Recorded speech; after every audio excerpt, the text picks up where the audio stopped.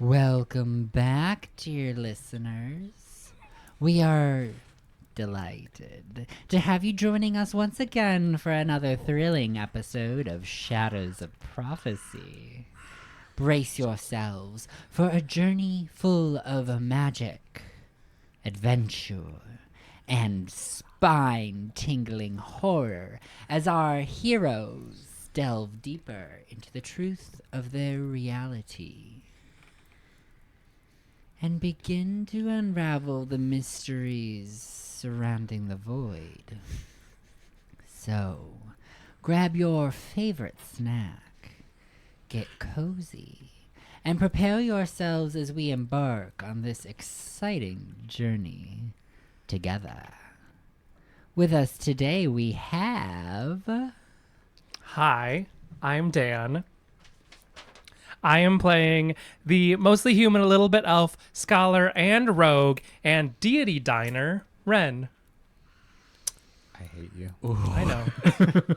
You ate that. They're never good, just so we're clear. Hi there, I'm Chris. I'm playing the Tiefling Cleric who is ready to tear down the facade and fuck up those gods, Salvador Saltrose. Hi, I'm Russell, and I'm playing Upri. Let's kill a god, Upperland, Johannesburg. I don't know why I said it like that. You're welcome. Hello, lizard person. I am human. I'm human. I play Upri. And I'm Kai, and I'm playing the half-elf warlock who is in their growth era, Yonsei Bay. It's true, though. Oh, yeah. Thank you. Thank you. All right. As we immerse ourselves in the shadows of prophecy, be warned. For this tale explores the darkest corners of the human soul and psyche, where the line between good and evil is blurred and unspeakable horrors linger in every shadow. Our story is not for the faint of heart, for it will not only bring us to mysterious lands, but have us walk down treacherous paths with unforeseen dangers, as our heroes, who are not always virtuous, confront villains who are not always wicked. As the prophecy unfolds and the fate of the world hangs in the balance, only one thing is for certain. Nothing is as it seems.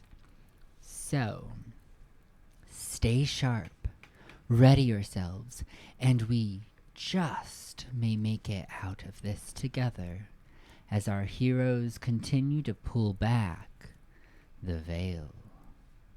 Shadows of Prophecy is a Dungeons & Dragons actual playcast with violent themes and adult language. Listener discretion is advised. You're being spicy with that. I usually know how your intonations throughout that. You tried it different. I liked it. Mixed it up. Thank you. Join us today as we enter the Shadows of Prophecy. Act 4. Dawn of a New Age. Chapter 18. Endgame. Last time on Shadows of Prophecy. In the Black Abyss, the Alpha, trademarked, Primordial Ozymander lectures Upri on his podcast and drops some truth bombs. Gods, demons, heaven, hell, all complete and utter bullshit. Religion was created by the bourgeois. Oops. I mean, by his siblings, Maligna and Solarius, to keep the grumbling masses complacent and oblivious on the material plane. Ozzy's sister Arcanus, the mother to end all mothers, birthed the Titans as a sign of friendship with her other brother Razaroth, the Void. Mankind came in later, and have been playthings of sleepy Arcanus and her eldritch family ever since. However,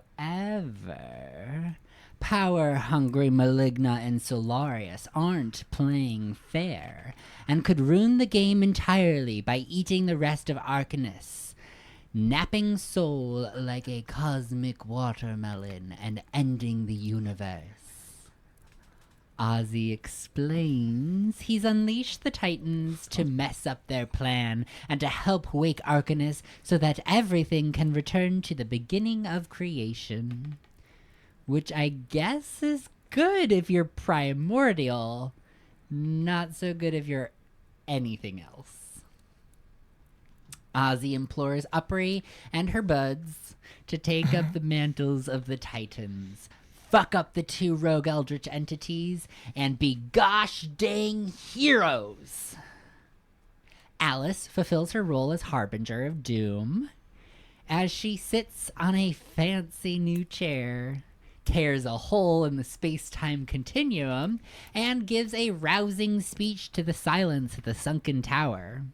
She repeats the high points of Ozzy's spiel and spurs on the cultists to burn their Bibles and embrace nihilism. She causes a singularity, sucking the veil between worlds into herself, and the wall between the material plane and the void starts to crumble. Ozzy flicks Upri through the air like a paper football, and she floats off into nothingness. Salvador leads the shaken, not stirred survivors of the Masquerade Ball from the restaurant that they teleported into up to the highly elevated estate of his patroness and stand-in mom, Elmira Pomone.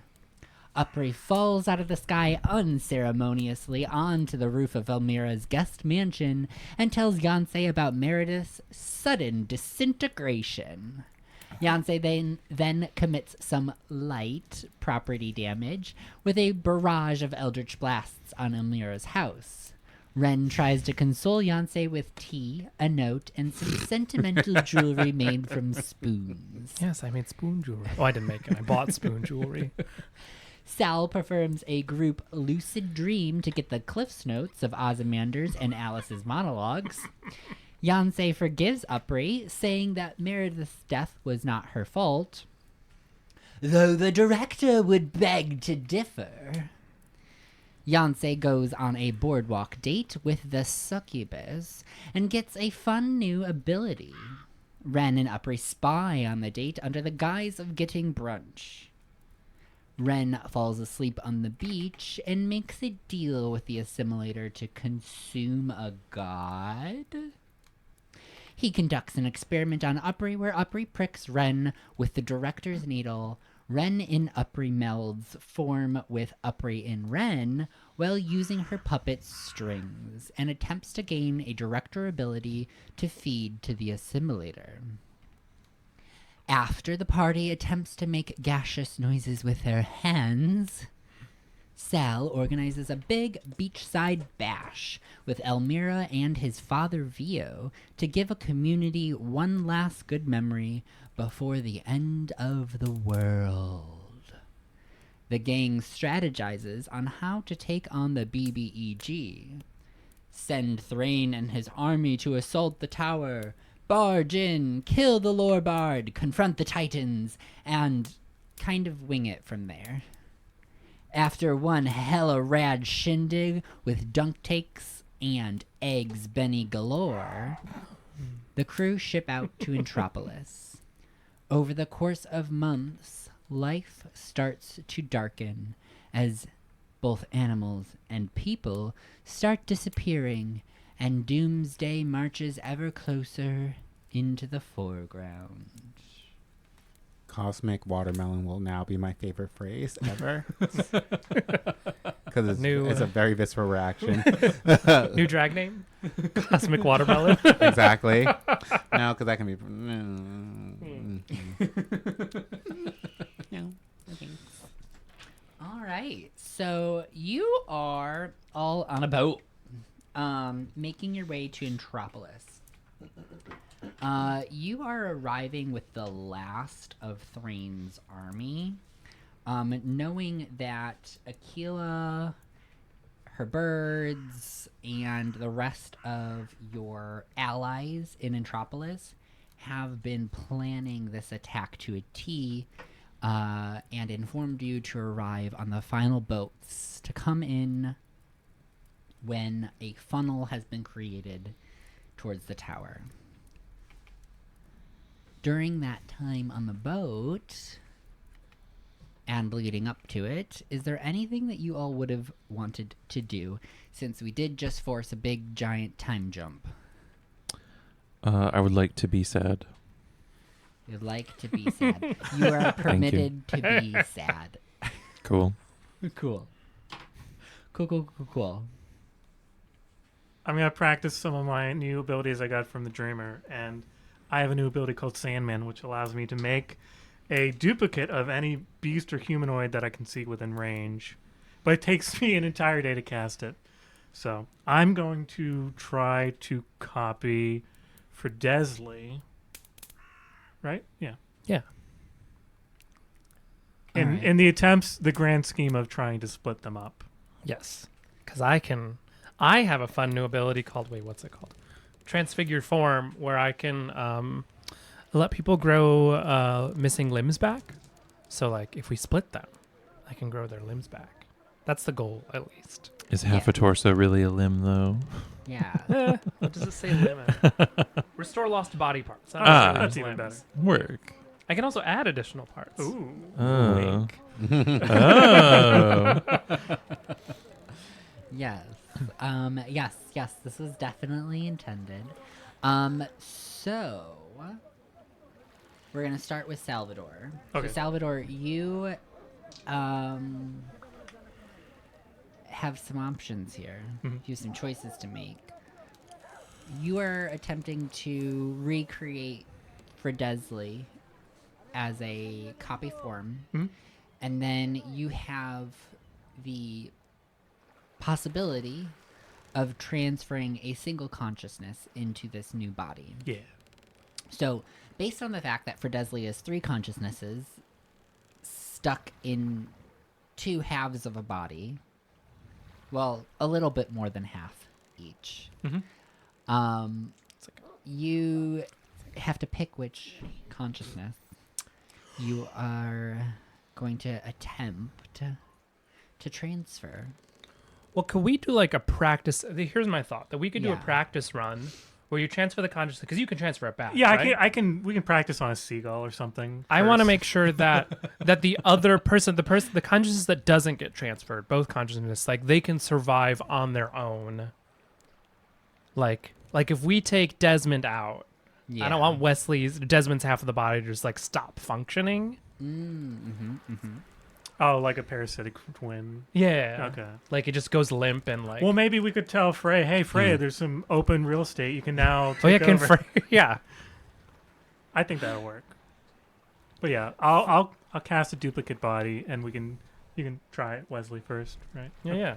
So yeah. Oh, okay, so you don't want to do the seagull Oh yeah, attempt? we'll practice Okay, on the practice seagull on the first. seagull. I don't want to Okay. do. I don't want to jump like to master class before I do the 101 training. All right, so Not a sponsor, by you the have way. some rolls to do for the seagull. Gotcha. Yeah, so, So you have to is it do to some catch a rolls. seagull? No. Over the period of time, you can catch a seagull. Yeah, I've got enough. There's Um, enough fish that I can lure Or seagull find a on board. mouse or whatever, literally anything. But you have some rolls to do in order to accomplish this transition. Yeah, so I have to do a DC 16 Constitution saving throw first. I'm gonna cast Enhance Ability on myself, so I think that gives me an advantage on that spell, or on that saving throw. All right. Nice.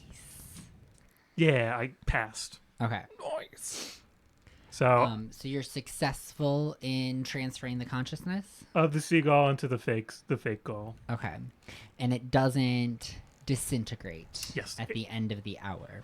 Because that is one of the potential outcomes of Salvador's ability, is that the body could become or be unstable and therefore disintegrate and harming Salvador in the process.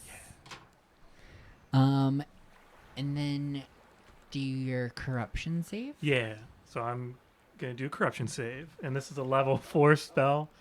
So I gotta get a 13. I got a 16. I pass. All right. So you Plus your- pass, 21. Yeah, I was gonna say which plus- will give you another point of will. Yeah. All right. And then, did you want to do some practicing too, Ren? Yeah, I guess it does. I don't know how I would be practicing. Because like You can add some body parts to Seagull. You that wanna feels, just- that Upper feels a will bit go up mean. to you. Suck me. Didn't I already do that? Didn't we do that? Yeah, but you suck the director, not me. Oh right. Okay, yeah. Why not? Are you just gonna go around in turns and just get all of our abilities? I failed my corruption save. No. It still goes off as planned though. So, what do I get from Upri as I meld form with Upri? Oh wait, hold on. That's because that's a level 2. Do you want a wild surge ability? Yeah, that'd be crazy. No, I didn't. I didn't pass. Up to you. You're the DM. You get to choose. Yeah. Maybe some wings, or like I what- can make plant what are dresses. one of the wild surge abilities that you could potentially have? Can we random roll? Can we randomly roll and Do see? you want to roll That'd be D8? fun. It was Yeah. Yeah, random. yeah. Roll a d8. 2. Grass. Teleportation. Is it grass? Oh my god, there's so many things in my character sheet now. It takes forever to scroll down. You're also doing it on your little Welcome itty Oh. bitty to phone. high-level gameplay in Dungeons. and You can now teleport up to 30 feet to an unoccupied space you can see. Hell yeah! Oh, damn. Okay. Until your rage ends, you can use this effect again on each of your turns as a bonus action. Okay, so bonus action teleport. While Basically raging, Misty stuff. Yeah. Yeah. How often can I use it? Because I can't rage, so I can't access it that way. but you like channel the aspect, right? So Maybe. just whenever you're channeling Upray, you can teleport. Yeah, once a Yeah. channel. But like, how often can I use it? Is my question. Because some of mine are once per short rest, once per long rest. Some of them are forms that I take, Oh, so they like very much vary. So Gotcha. it's giving your call. Forms that you take. What do you mean by that? Like so, some of like one of my abilities, like forest, I call it the forest daddy. Like I grow bark skin. That's a form that I take. Oh. Versus like Gladys's ability, the temporal swarm, is an ability that I use as an action, Yeah. as opposed to a form Yeah, that I I think take. this is channeled just as rage would be. So once you use your action to activate this recall, Uh-huh. you can just continuously use it. Gotcha. So rage it's a typically is 1 minute, so we could do that. You could bonus action teleport 10 for 1 rounds. minute. Yeah, that Yeah, works. okay. I will also say, while all this is happening, I'm just on the bow. What's the top of the ship called? The deck, Deck, like the The poop deck. the prow, whatever the. the fore. You keep saying things, Chris. None of us know what they are. The beginning of the The top front of the ship. I'm at the tip of the ship. Oh, the The bow. tip. That's I was right, the bow of Yeah. the ship. And I'm just like sitting there, like looking at, smelling the breeze. I'm like, I completely don't even see any of this happening. I just felt like I wasn't saying anything, so I wanted to feel included, as you were. Maybe you hear Are in you the doing- distance, "Suck me, Ren." And I'm like, it's about time they finally did something. The tension you can cut with a needle. And then Ren teleports next to you. Hey, and then teleports away. I'm like, ah! Stop doing that. bonus action teleport's pretty badass. Yeah. It's a great one to get. And then we do the duplication of Fredesley. Yeah. Okay, so you are gonna duplicate Fredesley's body, so the full form. And whose consciousness are you shifting? We'll do Wesley first. Wesley? Yeah. Okay.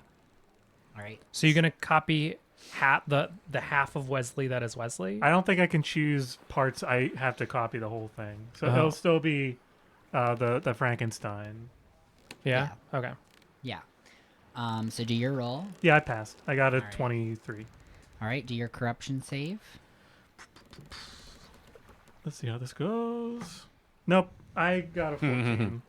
Wait, Which that is- passes for you, right? I need, because it's a level 4, I have to pass a 16. I thought it was DC. 13 because you're mild corruption. No, because now, oh, is it 13? It is 13. So yeah, I do pass. I got Okay. 14. Gotcha. So that's Mm. another will. Yeah.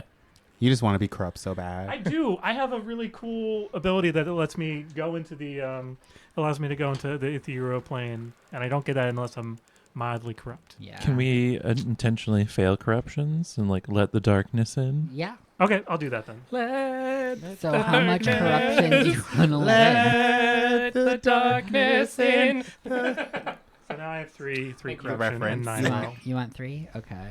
Well, I already had 2, so. Gorgeous. All right. These are sticky. What? I'm just Oh, having the- fun right now. Oh, I have to get. Kaya's sticking the inspiration tokens to their forehead. I had a huge arc last week, so I'm taking a step back. I was definitely like, I felt like I was the lead of last week's episode, so I wanted to You're take the a step back. star. I wouldn't say that because we're all stars. Gosh, way to pin us against each other in the final episode. So, Fight. so is the intent to have 3 abominations, like, or can I think you'd be surgical to. Yeah, can I like surgically split them and regrow those sides of the body? Ooh, sexy. So Salvador, have you gone up a tier? So I rolled 3 more times. I caught it like a seal, and So as the next tier, are you able to make another body? I could make 2 now Yeah, that you I'm can at make the. 2 bodies Yeah. and leave the one original with Freya. Freya's consciousness. Yep. But Okay. but ideally they would have, because you don't need me if it's just a fully functional Well, amalgam body. we If they wanted to don't be in regular need human you society, If you want them to maintain an amalgam body for the rest of their lives. Right. So my thought was that you only need to have one, because I can split the, and the then you fake fix one. body, Yeah. fix half of it, and then with the existing body where that has Freya and Desmond in it, we move Freya to Wesley's side, Yeah. and then I cut down the middle and regrow as I cut, because I'm a surgeon. So that feels like. Does that make sense? You can't I don't think that's how that works in surgically life. differentiate consciousnesses. No, I'm But not Yours looking is for bodies. very physical. So I don't think that you would be able to take 2 bodies stuck together and use your ability to split them and have that be a clean split across their consciousnesses as well as their bodies. I thought their consciousness, at least for Desmond and Wesley, I thought their consciousness lived on the either halves of their body. They have learned to control each side of the bodies, but Oh. it's a soup in there. Got it. So then how are we splitting them? How are they going to have non-amalgam bodies? I don't understand that. Because once there's a single consciousness in a single body, then you can meld the body. So now we have What? Wesley there are in 3 body bodies. 2. You can fix body 2 to remove everything that isn't necessary. So it's now Wesley in reformed body 2. But I'm still cutting the body. Yeah. I'm still cutting the body in half and regrowing parts Why of are it. you cutting it in half? Because get it's rid of 2 the- people. It's Yeah. 2 people stuck together still. you can just meld the flesh. Oh, that's not part of the You just, ability. like, but blah, if blah, I can do that, then that's fine. Yeah, you can Yeah, you replace can limbs transform and- it. It says you can replace limbs, add extra limbs, change the shapes of things. That's not okay. Yeah. It says return lost limbs and add additional Such as. and add additional body parts from Yeah, my yeah. pool of molded memories. Yeah, So such like as. that's not. Well, you melded Okay. form with the Ferdesley thing. Yeah, that before. doesn't mean I can take existing flesh and smush it into something else. Okay. That was my misunderstanding about the Yeah, ability. yeah. Then. That Okay. was my intention behind it, is that you can, as long as you're not changing anything so dramatically that you're not familiar with. If that makes sense. So you pull them apart like Play-Doh. Yep. So a human body is something that you are acutely familiar with. Yeah, I just. So they're a bit taller than they used to be because I had extra flesh to work with. Be like, I had to. You have 1.5 stomachs. I fused them together. They're essentially just a larger stomach. You have an extra lung, so that's pretty cool. Yeah. What else did you make bigger? It's none of your business. Oh, We'll find that out later. Shadows of Prophecy After Dark. Yeah. Then how do we get Freya out? We just have to make another one. I think we essentially. No, rather there- that's than the only consciousness left in the body. isn't there a after crystal 2 shoved of them into are like the pulled open out. head? Isn't that Freya? They're open. They're like their heads are Diffused. connected with a crystal that goes Yeah. between them. Yeah, maybe. Or You do we just pull the abandon crystal out and Do we just abandon the original body and copy? Can you make 3 copies at this point? I'd have to go up a tier. I can only have 2 duplicates at one time. Oh, then I guess I could try and mold. Yeah, can you make her like a lady body? Yeah. Do you have like a preference and that I can like someone that this is me talking to Freya. Is there someone on the ship who's like form because I need to copy someone's form to transform a body into it that you want to kind of look like? I can like do my best with that. You hear Yonsei scream, "Not it! You cannot! No, not me!" Freya, it needs to happen. She thinks about it for a little bit. I mean, I can keep you in the like body that you have. She thinks But I about it can't, for like- a little bit, but she's like, In my mind, I can't create like yeah. Like- um, male and female body parts. Like I work with what I've got in the existing body. yeah, and she currently has Sorry, this is a really weird conversation. two penises. Yes. Mm.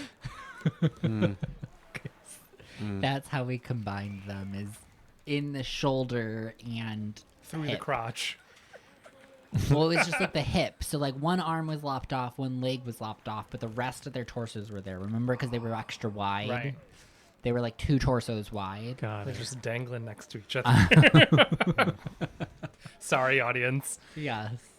This was intentionally grotesque. Chris, stop it. I saw that motion. I saw that motion. You're not milking a cow. Oh my god! What the fuck? Oh my gosh. Okay. Y'all are all feisty this is today. a- I feel so. Honestly, I gosh. think Freya's gotten so like Freya's in a weird position because she's like this is the only body that she really remembers and she's Oh. really comfortable with it. Got it. Mhm. I can just leave her. You can make her less But wide. yeah. also she does see value in blending in a little bit more. I could like take the crystal out. No, the crystal she really wants to keep. I could put it inside. Oh. That's I a could good move it idea. into the Yeah, you body. can move it into her core. I pretty much turn the parts of the body You into just- Play-Doh and smush them together. You Yeah, just like a like big belly slow. ring. You like run your hand down. And you just see the crystal sink into her head. Oh my And god. can I and this, combine like, the lump heads? move down. Do you want one face? Do you want one head? Yeah, you Okay. want. She wants one head. She's like the size of Bran, I imagine. Yeah, Like a half giant She's just size. like a large giantess. Yeah. And you just give her like a pretty. Give her a makeover. Yeah. No, she's All just- right. just a big- hold on, I gotta roll those. Have we done all our rolls? And Yes. Pass 1, fail 1, fail 2. Failed 2, passed 1. failed 2 past 1 for you, Ren. Okay, gorgeous. So 6 corruption, 14 will. 7 corruption, 14 will. I failed my first one too. Okay, missed that, but thank you. What does that put All me? right. And then, was there anything else that Salvador needed to do? I am gonna use my other cleric ability to try to do some divine intervention. So I will roll that every okay. day because I can roll it. If it doesn't succeed, I can roll it the next day. Yeah, and you're currently at 3 corruption, 9 will. Is that I'm correct? at 4 corruption, 10 will. 4 corruption, 10 will. Does Desmond start to hit on Sal again? Yes. I'm busy trying to commune with Tao. We can. He's like a little puppy dog. He's like a golden retriever type energy. So I think he likes to try to wait around, catch Sal's attention, catch up with you at lunchtime. Very friendly, never too forward. it's giving pick me energy. Oh. But yes, divine intervention. So, yeah, you can do that every 3 days, you said? Every day if Every it day, doesn't succeed. If it doesn't succeed? Yeah. So yeah, let's see how many days it takes to succeed. So I have to get a 10 or lower. Okay. 28. That's 14, I think.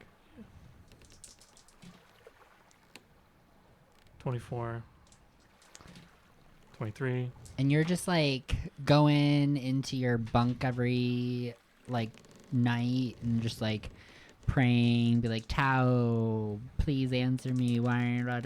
It's like I keep calling, you don't pick up. Oh, I have to. It's 14. Because we're level 14. Maybe it's they're fine. at Do Not Disturb. Can you just roll a 14? Did I? I thought it was Yeah. 16. Oh. I don't know. Takes a lot of days. You can It takes a lot continue. of I'll days. let you know whenever Okay, I pass okay. it. So that's 3. That's 3. Yeah, so I got it on like day 20. Day 20. Okay. Yeah. I mean, so you spend a long time trying to call upon Tao, and you've never spoken to Tao. Damn. Is this the same number? I keep calling you, Dylan. You are like dipping into your religious text, like scouring over his teachings, trying to understand like why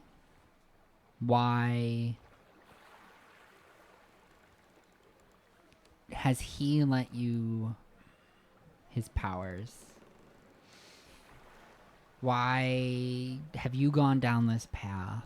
Why is he even a name? A concept?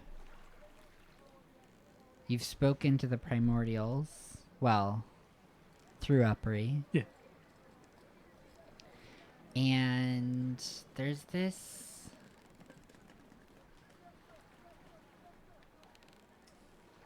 What would you say your feelings are around this right now? This is more or less just like probing because I kind of feel like Tao's kind of a sock puppet for the two primordials, where it's like, oh, I am the god of storms, thunder and lightning.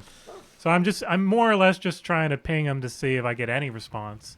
Any If I do it repeatedly, and just see, hey, are you real or not? If not, I am coming to get you. So doubts. Oh yeah. You have a lot of doubt. After ringing his number day after day after day and getting nothing, Wow, sounds thirsty. that doubt is growing. Yeah. And just when you're about to give up, you hear a response.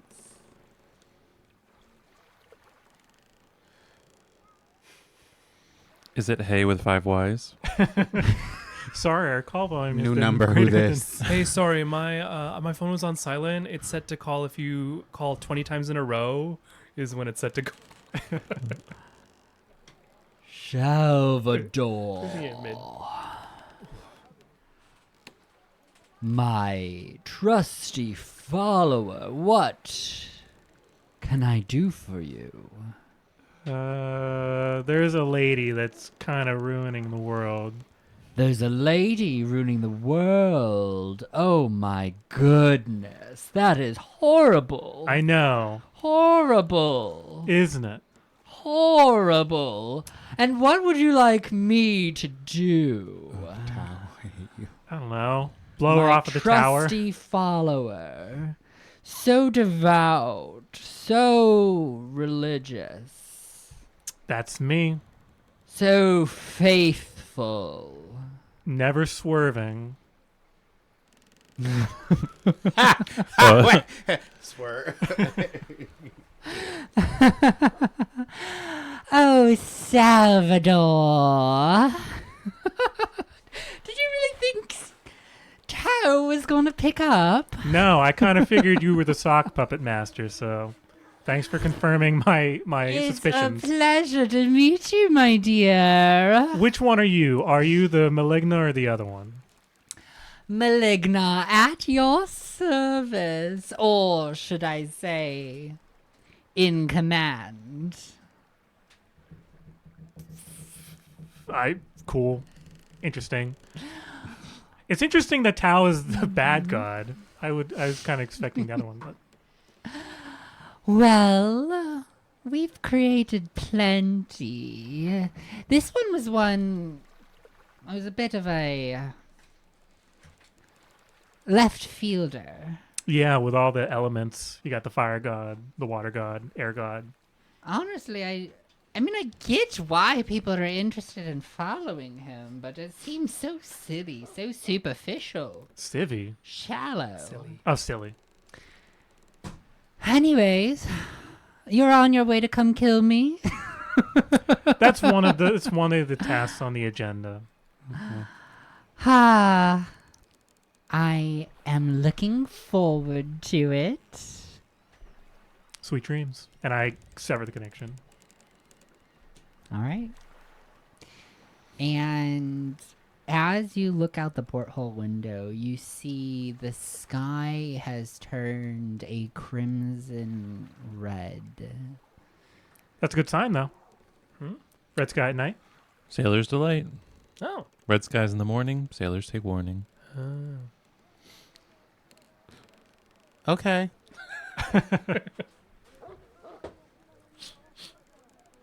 And you have now contacted Maligna. Briefly. I convey this information to the squad and I say, hey, it is true the gods don't exist. They're primordials. Figured kind of as much. Yeah. Does that mean like your powers could just like stop at any moment if they feel like it? Shh, don't say anything. Oh. I don't want them to catch on. My bad. Well, maybe your magic is more innate than you give it credit for. Yeah, I mean, there's source magic. That's the whole thing with the wild magic users, where it's just like, oh, it's just darkness floating around. What? Wait, so the gods Maybe don't your power actually comes exist? from belief. Ooh, interesting. Sorry, what'd you I say? said the gods don't exist. No. Even the moon god, the god of the 5 moons, doesn't exist. We have 5 moons? Yeah. We have 5 moons? Yeah. Wow, someone has not been learned listening. something What to are the their episodes. names? Oh, I had it. I don't have it anymore. Tony, Maria, Brenda. Chartreuse. and what's that? Methuselah. Methuselah. Oh, Yes, Methuselah's my favorite. moon. Yeah. Stop that! Jinx, you owe me a soda. I don't remember the names of the moons. I think I can find it. I put do. this I just on told you though. I put this in a document that I sent you all like 3 years ago. So it's Terrace, Mira, Vinta, Talamon, and Gillian. But I like our names better. Yeah. Yeah. Yeah. Ours have flavor in them. I They don't have some remember salt and them. pepper I've at already least. forgotten. Besides Methuselah. And Brenda. Yeah. Honestly. Yes, Brenda Tony, has Maria. flavor, Tony- spices. oh, right. Tony, Maria, and Anita. I want to leave America. Anything else that you all are doing? We're done. During your trip. Does a letter come back from the strays? Because I sent a letter about. I mean, they Yeah. assume that Mare's gone Yeah. because At some point, you do get a letter back. And so, what did you say in your letter? I just explained what happened, the deal that was made in order to bring Meredith back, and the fact and like letting them know that it was not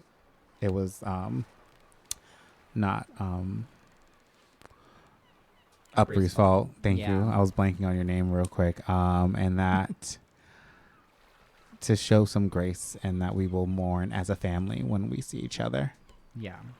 So yes, Nim does write back at some point, with as much comfort as he can provide you. Sadness. And he imparts some memories of Meredith as if he's processing. And he reiterates your sentiment that this is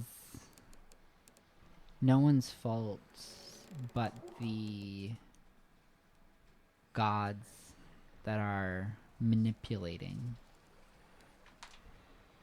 you all and everything. That you all have been fighting an impossible battle. And reminding you all of the strength that you hold.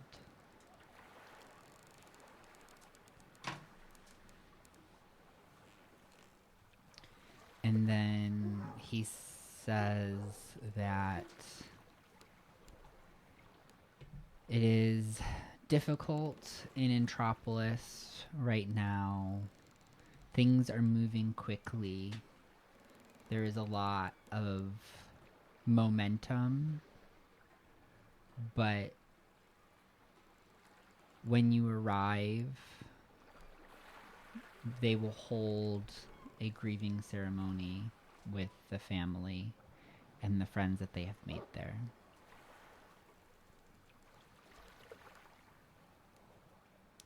Okay. Bet. Sorry, that's not. Sorry. We're gonna have a funeral. Okay.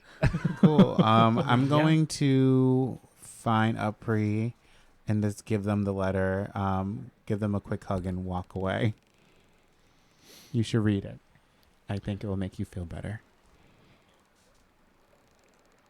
Upri will try to read the letter. I walk back realizing that Upri can't read that well and read it to Upri. I think for like a week after the letter arrives, Upri is just gonna like be really sad and go rot somewhere, like the modern version of rotting. But can I like put down roots and grow it into the ship?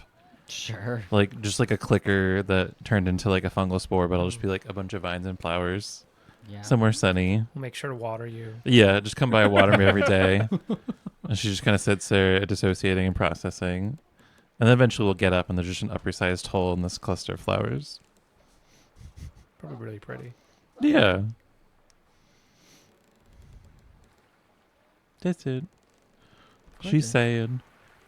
She could be mad, but we're in the middle of the ocean. The more I destroy, the closer the ship will be to sinking. And I don't want to do that. Maybe you can grow a raft. So if you destroy a ship, we can jump on it. Just become or just grow into a raft. Yeah. You're like a transformer. You're just like Right, face up. because we established I can grow wood out of my heels. Yeah. You know what? I'm just going to concentrate on growing logs out of my feet for the trip. How many logs do I squeeze out of my feet, Tim? I mean, did you have your morning coffee? What do I roll for log squeezing? Can you go herbs? Don't want to address that. Aw. No That's weird. I could probably only grow stuff that was native to the to enchanted fern. forest. Probably just to whatever fern was. Oh, fern was a maple. Yeah, so you probably everything is probably maple based. Oh, so there's just like helicopter things everywhere. They're getting stuck in everything. You make syrup. I make pollen. Your allergies are really pissed off. Oh no. Okay. Anything else that y'all want to do on the boat before arriving in Entropolis? I'm good. No. Yeah, All yeah? done. All right. So, time has passed. We've established that the fading has been taking place during your preparations that have created this sense of urgency and this like impatience that everybody is ready to get on their way, and it's been Akila's voice of reason that has held you all back from running into this final battle prematurely. And it is also Akila's face that greets you on the dock as you arrive to the ports in Entropolis. Entropolis is a kind of two-tiered city. There is the main city that is a little bit more inland, and then there is the port city. And the port city is where Lark's Perch is situated. It's also a little bit removed from where the Order Army has set up their encampments outside of the main city. So between the two settlement areas is where the Order is currently situated. So does that mean Entropolis is under siege?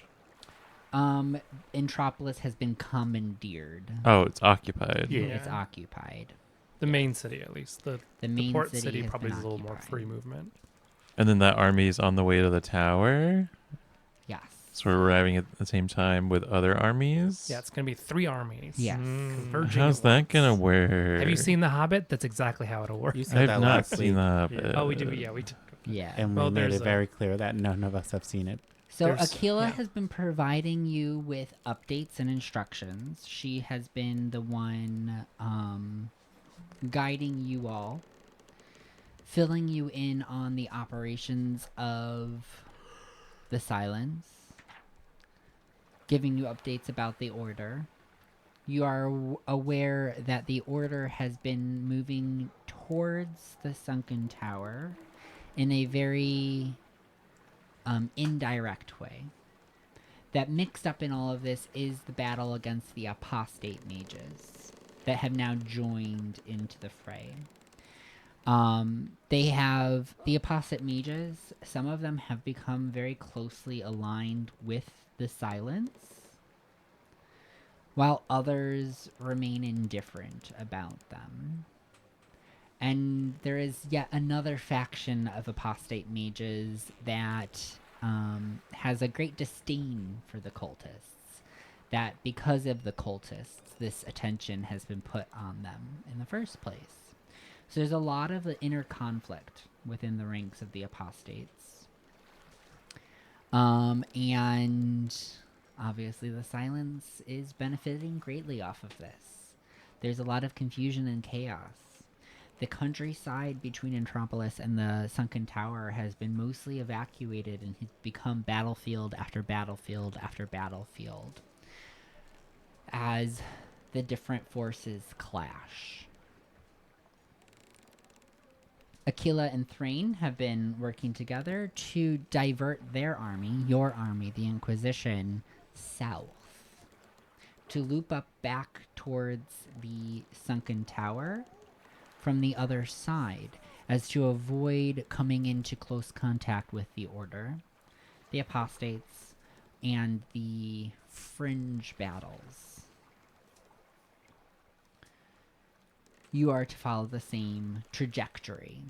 That the army that you have arrived with is the back line that will be making the final push through the front line to create that tunnel, or that funnel, towards the Sunken Tower. That is the plan, at least. You all arrive. The boat docks. The gangplank is shifted onto the boardwalk. And you all begin to make your way off of the boat. Aquila waits for you on the docks. She greets you and immediately ushers you to Lark's Perch, which has become a refugee shelter ever since Mara decided to shift it into one following the fall of Siag. Siag is about a 10 days journey from here. And unfortunately, very few cities had been welcoming of refugees. And smaller settlements lack the resources to take in the mass amounts of people.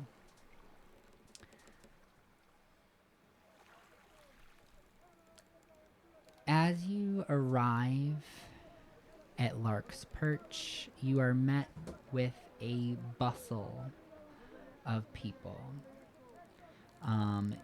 The energy is intense. Everyone is buzzing around in preparation. The refugees have kind of become the industrial arm of the army. That they are supporting this Inquisition in return for the housing that had been provided for them. The tracks. Go ahead. Yeah. I was say I would like to lead the party, the 4 of us, up to my personal apartment, where I imagine Twilight's waiting for us. Yes, Twilight back. jumps down from a bookshelf and sprints on over. It's like that. You hear the yes, exactly. You hear that burst across the room. It could probably be heard below you as Twilight bolts across the room, and immediately wraps themselves around your legs and starts doing figure eights. You can all hear the purring, and they wrap their tail around your leg as they keep rubbing back and forth and back and forth. Yeah, I will pick him up. Oh, hey, little buddy, how you been? Give him like some belly scritches. This is my personal apartment. We can all crash here. We can get some cushions up here to make beds on the floor. Not a lot of space, but there's not a lot of space everywhere. It seems anywhere. It seems. You notice a boot sticking out from the couch, the sofa, and then a familiar lump on the couch. What? Red hair, Oh. It's like, what do you mean there's a lump in the couch? dirty boots, resting up on the arm of the sofa, and a loud snore. I'm gonna sit down on the floor next to Mara and poke her in the face. She brushes away your hand and snorts a little bit, and then shifts herself onto her side. I'm also gonna drop Twilight on her. It's the game we play. She curls up a little bit and almost cradles Twilight in her sleep. Psst, Mara. If it were any other day, I would have told you to get your boots off my couch.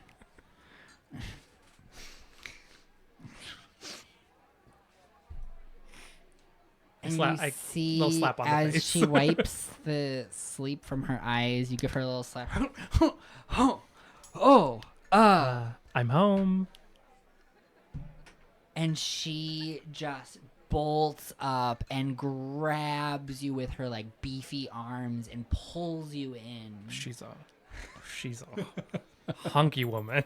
She is a hunky I remember Mara. woman. And the years that have passed, she's bulked up. Wait, how long have you been gone? I thought it was like a year. It's been like a year and a half or so. Oh, really? I don't know. For us, Yeah, it's been she's bulked up 5. since the last time you saw her. She was bulky to begin with. Ren! Oh, it's been too long. It's so good to see you. Are these your friends? Yeah, Yancey, Upri, Sal, and there's somebody else here that you can come in now. And I imagine I've like told. Yeah, as Wesley pushes open the door, it creaks, and you see his face light up. You see Mara's face light up, and then she kind of almost pushes you out of the way. Expected. And you just hear her heavy boots just stomp across the room as she just rushes in, squeezes him around the waist, picks him up, and spins him around. And the two of them just jump right into it. They just start going off, catching up and chatting, and like too much excitement that I'm not going to role play because we don't got the time. we don't and got the that's- time. That's a you conversation. That's a neat conversation between two NPCs. But they just they just go off. Like there's no interjecting into this conversation. Mara is like absolutely flabbergasted by the fact that Wesley is here, alive, in the flesh. And then she breaks down in tears as she is just like overcome with emotions. Sadness, rage, joy, love. And the rest of you are all kind of like left out of this. I'm cool with it. Yeah, that's perfectly fine. There's a lot of emotions in the past few months, so Give them some time to catch up. Yeah.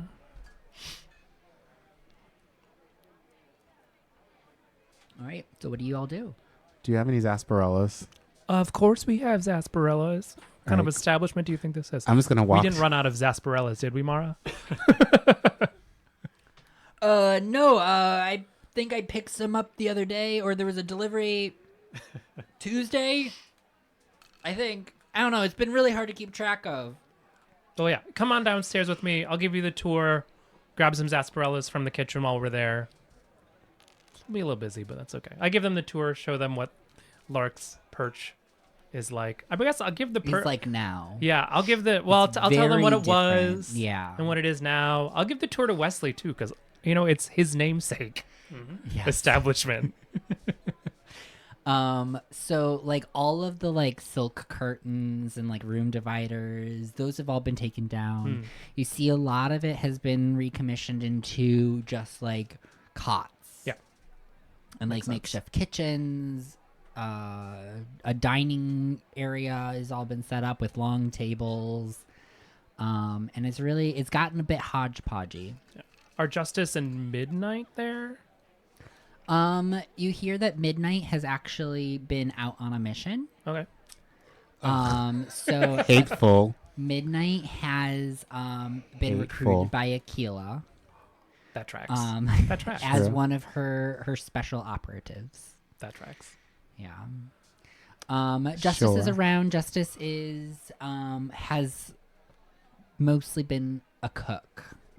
Yeah. So he still runs the bar, but it's less of a bar now and more of a ale Yeah. keg stand. Yeah. Wait, Oh, wouldn't their pronouns now be she, her? Since she, her, they. yeah, since Mm. he died and then was put back into a body of a woman. He still goes by Work him. diva. Okay, He was perfect. He, they.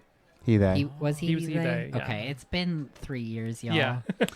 I remember. So he was he they. So he still goes by he they pronouns.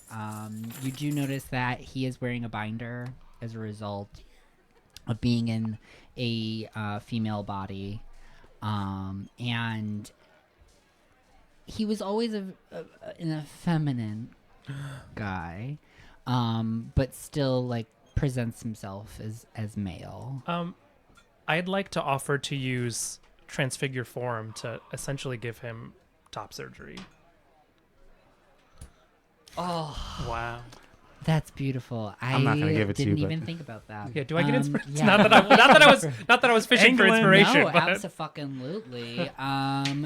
This has been I failed, by the way. My corruption your saves. corruption. Okay, Worth it. so you get honestly. inspiration by helping Justice feel more comfortable in his body, and yeah, Cool. they're able to. They're very open to the idea. I mean, this has been a wild journey for them. They died. They were put in another body, one that they were unfamiliar with. And they've gotten used to a lot of things in life. So they are very comfortable with the conversation, helping navigate and make decisions and instruct you how best to support them. So, yeah. And then let me update you're at 8 corruption now? Yes, 8 and 14. Damn. There's a Yeah. lot of Climbing real shifting. quick. Yeah, we're climbing. The other thing are the other people that you see around here. You see a lot of there's a lot of familiar faces, including the strays. You run into the strays. Is there anything that you want to say to them? Yeah. No, I'm just gonna hug and cry, and I'm gonna hug each one of them and just cry and look at their face, like very much like making sure that they're all okay, and just I'm assuming it's a very emotional reunion because of Mare's death. So Yeah, Apri would echo that, I think. Yeah. At this point, Aquila walks by. And just she notices that you're having a intimate moment, because she had originally come up to talk to you all. So she pauses and then she turns to Ren and Salvador and she goes, let them have their reunion and then meet me up in your... We've been using it as our... Yes. I noticed. Yeah, I noticed. That's okay. Yeah, we'll be up there in a minute. So as the two of you, Yancey and Upri, have your reunion with your family, we are all going to fade to black a little bit, because we're all going to go on a break. And when we return, we are going to pick up there. So we are going to go on a 10-minute break, everyone, and we will be back shortly. Bye. All right, and we are back after our break. Thank you for bearing with us. And yeah, what has happened since we ran into the strays?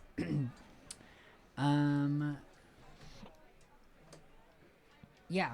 Okay, sorry. I was a little bit distracted. Okay. Awesome. So we have our little reunion with the strays, and they let you know that there is a, that the ceremony is, planned to go off later today. That Oh, that's there fast. isn't a lot of time to spare. That this has, unfortunately, come at a time when you all have a mission to do, and there's no delaying that. That the world is gonna end if you don't do something to stop it. And unfortunately, that means that sometimes life needs to make itself small. But you can't go on without at least a little bit of grieving. You have to let go of that. You have to let go of some of these feelings. And so they've made some space. But in the meantime, Akila needs to talk to you. She's waiting for you up in what used to be Ren's private quarters, which we have slowly found out is no longer private. Pseudo-private. And has been requisitioned as more of a planning space for Aquila and Thrain and Mara and all the others who have been working on the war efforts. So as you return upstairs and open the door into Ren's private quarters, you see Aquila, Mara, Bran, Thrain are all sitting around a table.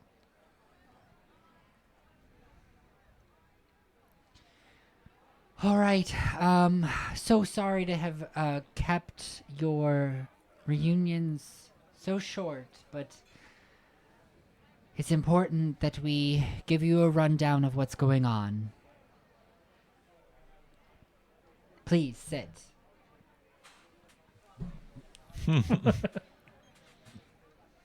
You all walk over and you sit down. Yeah, right? Yeah. so Yeah. I don't know. I can't That's control what your this was. characters. That's what this You was. have to say that for the audience. We sit. yes. All right. So you sit down. She clears her throat. All right. The last few days, our ranks have been trying to break through their front lines. But unfortunately, the silence is rather a large force to reckon with. This morning, the Order also moved in from the north. And that flanking seems to be working in our favor. I figured that once you arrived, you'd had a couple days. But unfortunately, it seems we're out of time. We have to march in the morning. This will be our only window of opportunity. A funnel is just about to break through. It's tight, and I can't promise any more space to be made. But if we send you in, and I've been talking with some of the others, with a special ops team, they would be able to protect you and get you to the tower. Keep that gap open. Now, it should work. If you remain concentrated on the main objective. Confront Alice. Make it to the tower and confront Alice. That is your number one priority. We can't have any of you lost to the fight before you reach it. If you get distracted or pulled out of this, all will be lost. Let your allies take this fight for you. You are too important to do anything but make it up that tower.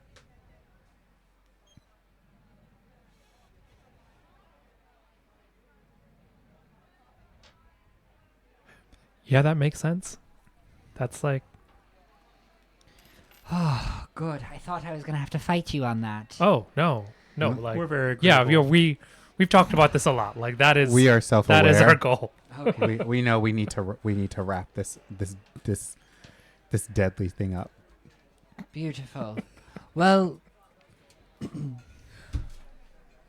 then I think it's best we make our way downstairs for the ceremony.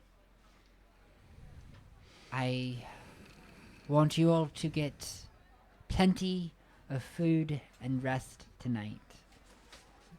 You need to be at your utmost peak performance.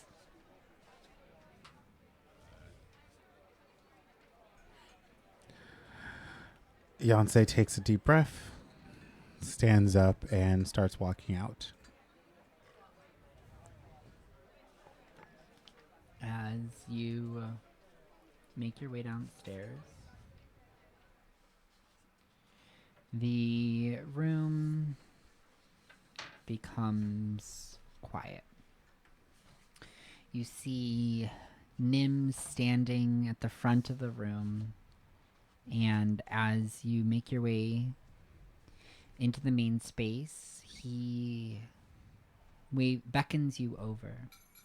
You see the rest of the strays are seated nearby at the front of a makeshift stage podium that Nim is standing at. There are 2 open seats there, and 2 more just behind.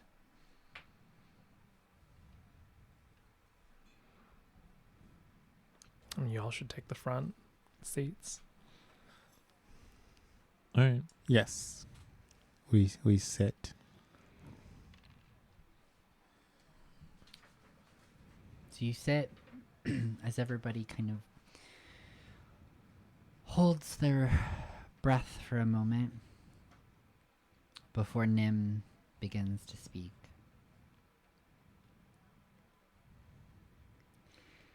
Dear friends, family, and kindred spirits, today we come together to honor the life of my daughter, Meredith. She was a radiant soul whose light touched us all. Meredith was not just my daughter. She was a vibrant melody in the symphony of our lives. a harmonious blend of joy and love that filled our hearts with warmth. He pauses for a moment as he wipes away a tear that had begun to form. Meredith lived her life with a playful spirit and an unwavering devotion to the teachings of Voluptia. She understood that love is the true essence of existence, and she embraced every moment with an open heart and a boundless capacity for joy. Her music was a reflection of this love, a celebration of life's pleasures and the beauty of being alive. As a musician, Meredith had a gift for creating melodies that stirred the soul and lifted the spirit. Her songs were like love letters to the universe, each one a testament to the power of passion and creativity. Whether she was strumming her guitar beneath the stars or dancing in the rain, Meredith's music was a testament to the joy of being alive. But beyond her music, Meredith was a pillar of love and support for all of us in the Strays. She had a way of seeing the beauty in each of us, of lifting us up when we were down, reminding us of the importance of self-love and acceptance. Meredith understood that to love oneself is to love all, and she embodied this philosophy in everything she did. Today, as we bid farewell to Meredith, let us not mourn her passing, but celebrate the incredible life she lived and the love she shared with us all. Though she may no longer be with us in body, her spirit lives on in the laughter we shared, the songs she sang, and the love she bestowed upon us. So, let us raise a glass to Meredith, our beloved daughter, sister, and friend. May her music continue to echo in our hearts, and may her love shine on in the heavens above. Rest in peace, dear Meredith. You will be dearly missed. But your love will live on in the hearts forever. It is for Meredith that we must save this world. That there is a reason to keep on living. For in us, the memory of my beautiful daughter lives on. And as his final words break, he begins to sob. And he slowly shuffles off the stage.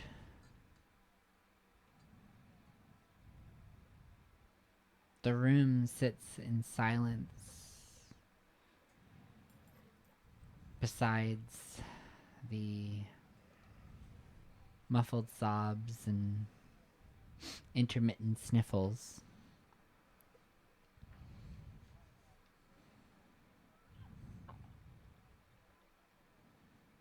Would either Yancey or Upri want to say anything?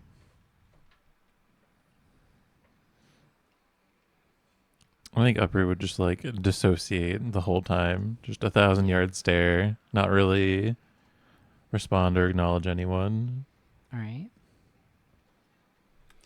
Yonsei stands up but doesn't go to the podium or wherever Nim was speaking. Meredith was the oldest of us strays, and the wisest, and the kindest.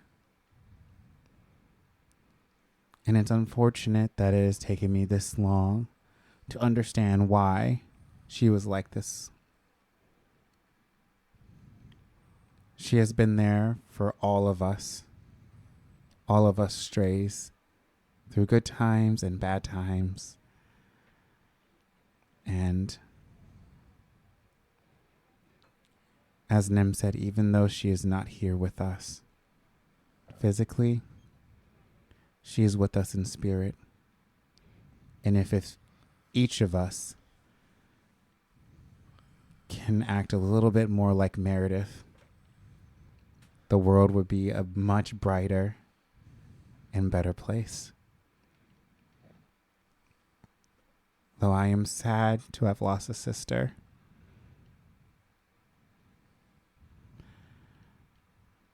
what I have gained from this is understanding, resilience, and care.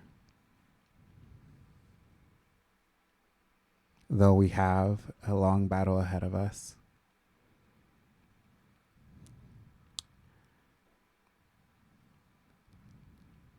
I live this and I do this for her. I love you, Mare. And I'll see you soon. And I sit down.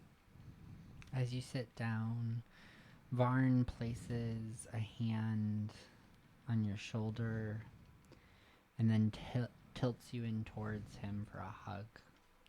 I hug back.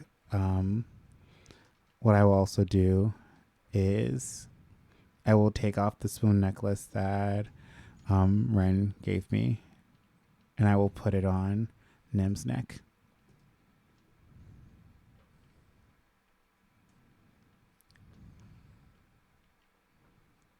After you finish your speech, Senin stands up and goes up to the podium, gives a bit of a speech of his own,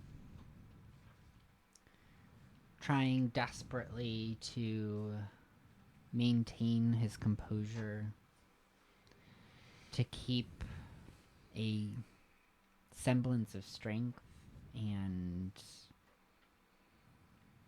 support.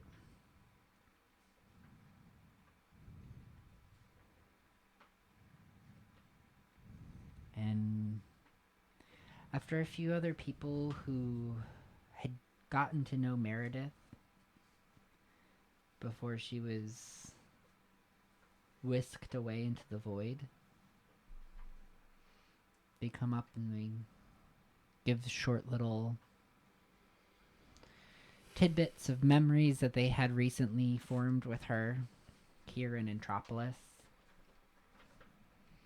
You get a tapestry of tales told by the myriad of people that she touched while she was here. The people whose lives she had made brighter and better. Those who she brought a smile to their face on some of the darkest days that they had ever endured.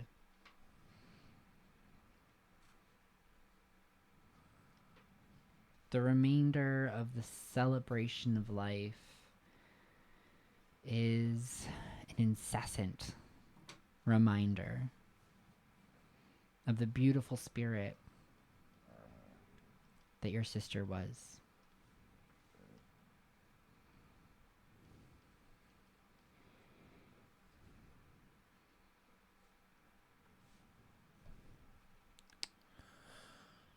Yeah. Ren will have gotten the staff or people who had worked there to pass out drinks to everybody to do a cheers, Yeah. a toast. You do a toast in Meredith's name, and then Justice begins to bring out your last meal. Don't say it like that. Or what may be your last meal. Wow, that's better. A hearty, nutritious stew. Yeah. Something easy to make in bulk, but given the care and attention regardless. Mechanically, this will be a hero's feast. I was just gonna say that. What does that Surprise, mean? surprise. So Hero's Feast is a magical feast that gives you some benefits. So I will read those benefits now. So it's a 6th level conjuration spell, but it effectively it cures you of all disease and poison. You become immune to poison and of being frightened. Oh, that's big. Yep. So you are immune to poison and frightened. And all wisdom saving throws will be made with advantage. Your hit point maximum will also increase by 2d10. Should we roll that individually or should we do a cumulative? I think that is an individual thing. Okay. And you will gain those hit points. And this will last for 24 hours. 4. I got 9. I got 20. I got 10. Wow. Nice. Oops. Upper you would get 4. I override it, so I only have 4 HP. So do we change the override max HP to 20? Yeah. So you will add your max hit points, and then your current will be raised to that because you haven't done any fighting today. And you are going to be doing a long rest before heading out in the morning. I'll whip together some local musicians to play some music and we'll have a little somber party, I guess, before we all head out tomorrow. Yeah, the room is a mixed bag of emotions. Throughout the night, you are consistently confronted with that fact. Is there Yeah. like a tree outside? Yeah. There are trees. Yeah. Cool. Upper's gonna go sleep in a tree and not partake in anything All right. and just keep to herself. All right. Do you want me to check on you? No. Okay. I'll probably stop by the tree a couple times and just be like, hey, how's it I mean, going? any food or drink you hand up into the tree, she'll just take and eat in her tree. Yeah, like, I'll definitely like bring a out some food critter. and drink. hand back the empty dishes. You can take more. You let me know if you need anything, okay? I am going to walk to the tree Yeah, you thought you were going to get away with this. Damn it. and I'm going to look up and say, Uppry, you don't have to come down from there. I get it. When you were missing for those 5 years, I isolated myself too because I thought it was my fault. All I want you to know is that your family is here for you. Just like Mare said to me all those years ago when I was in your place. So come down when you're ready and not a moment sooner. And then I walk away. Okay, bring bacon. Huh? I said bring bacon. I'll try my best. I'm going to put Twilight up in the tree with you. Just going to bring him out and just like set him on a low-hanging branch. Am I supposed to eat this? No. Okay. Have a little bit of good company.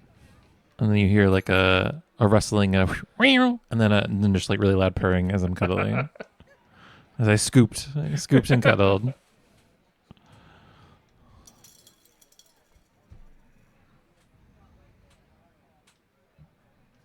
Anything else that you would like to do? I'd before like to turning in. have a Yeah. very short, I promise, conversation with Mara. All right. So pull her out of the outside, not near the tree. Don't worry. And Away from Midnight the tree. returns. Hi, everyone. I'm Midnight. I'm back. I'm back. I've killed everyone. I killed- Everything's better. Yeah. World saved. And I brought a friend, Wendy Williamson. Oh my God, how are y'all doing? I'm back. And then 5 seconds later, a meteor falls out of the sky, killing everyone in 100 yards. End of podcast. If you want to voice 3 people in a conversation, How you doing? How you are doing? welcome to How do you- so. It's really freaking difficult. I can promise you that. No, Midnight's doing something important, so I guess she'll be important. But just know that she's there in spirit. Yeah. Tim, I have a question. I want to buy some potions, and I can teleport Yeah. to wherever I need to buy them from. But can I buy, if I wanted to buy a potion of speed, which is, Y'all have had months to prep. Okay. So like if I there- would have if bought you, them, Yeah. yeah. You could have bought all of the shit that you needed in that time period. so I give each of you a potion of speed, which allows you, it's basically like casting haste, which is good because it ups your AC. It allows you to move double your speed. I'll send you the link to it, but you get +2 to your AC. You have advantage on all dex saving throws. You get an additional action each of your turns. But it has to be attack, dash, disengage, hide, and it lasts for up to a minute. So for up to a minute, as long as you don't lose concentration. Oh, it's concentration. The spell is concentration. I don't know how the effect of the potion works. If it just automatically it lasts for a minute, I don't know. You just said it's called a potion of speed. Potion of speed. It says no probably- concentration required. Oh, in that's great. So the- it just lasts for a Yeah, minute. it probably doesn't need concentration. 'Cause it's a potion, yeah. The potion's yellow fluid is streaked with black and swirls on its own. So Oh. it's moving by itself when it sits still. It's unsightly. It's yellow with black streaks. in It's it that yellow make- with Oh. black swirls that move on its own. Oh. Gross. Maybe it Oh, tastes like bile. bananas. Okay, but there is a bad effect. When the spell ends, the target can't move or take actions until its next turn. So it's you just lose one a turn. Yeah. Yeah. Yeah. Okay. But you gain actions on 10 Yeah. turns. It doesn't say that. They can't be lost. On the D&D Beyond doesn't say that. Well, it says the haste spell, which is the actual. Oh. So you have to look up the haste spell. Yeah. Just a little bit of so lethargy. you're pulling Mara aside. Yes. What are you gonna say to Mara? How has catching up with Wesley been? Have they like gone aside to themselves? Oh yeah. Okay, cool. Honestly, I feel like I'm living in a dream right now. I figured you This would. is wild, Ren. This is Yeah. Totally, Man, bro. this is wild. You're dude. telling me, bro. This is like Bro. I was not mentally prepared for this. Oh, same. When I first found him, And it's brought back a whole like flood of emotions. Like yeah. Oh yeah. I won't get into the details, but it's been a pretty crazy day. Yeah, you seem especially horny today. Oh. Ooh. Yep. Seeing it, calling it like I Yeah. see it. That's true.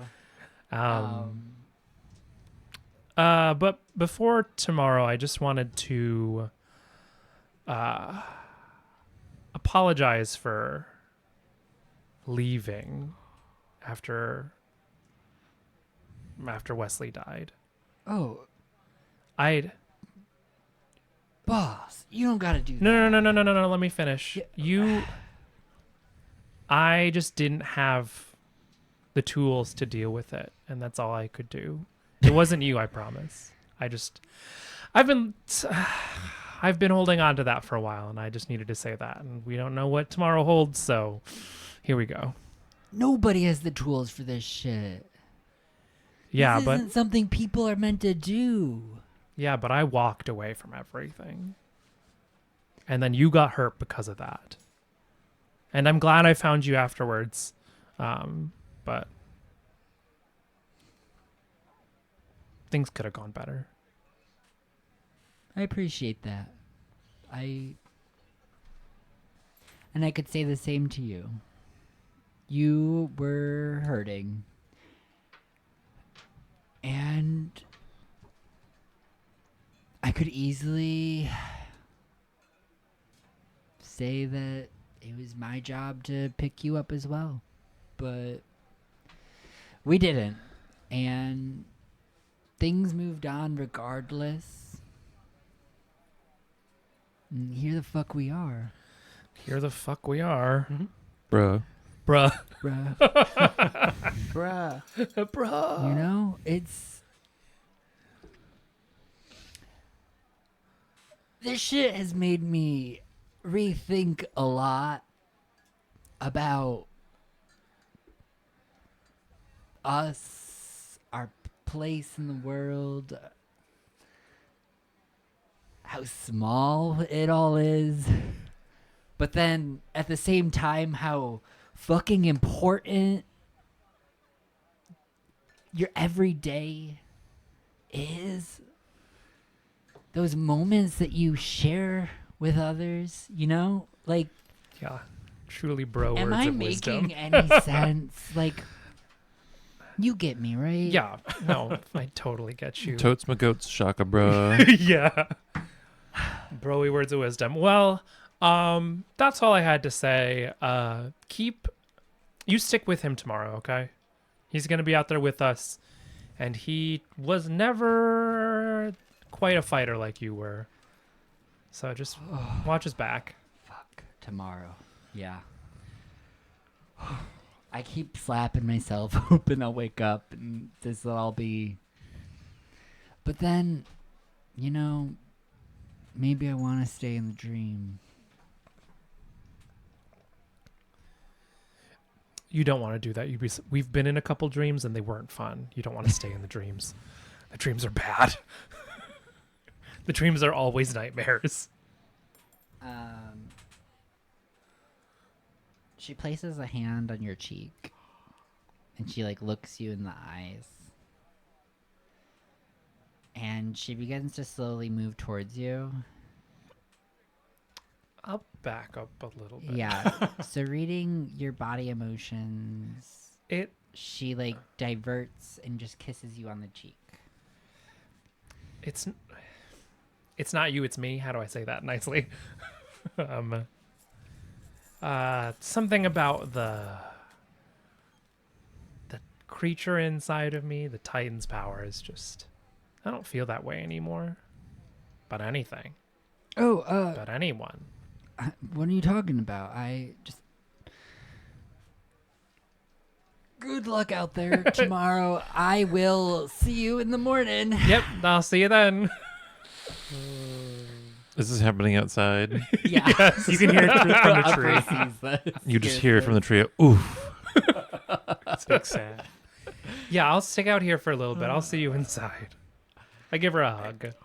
She hugs you back, and it's like a really warm, long hug, firm.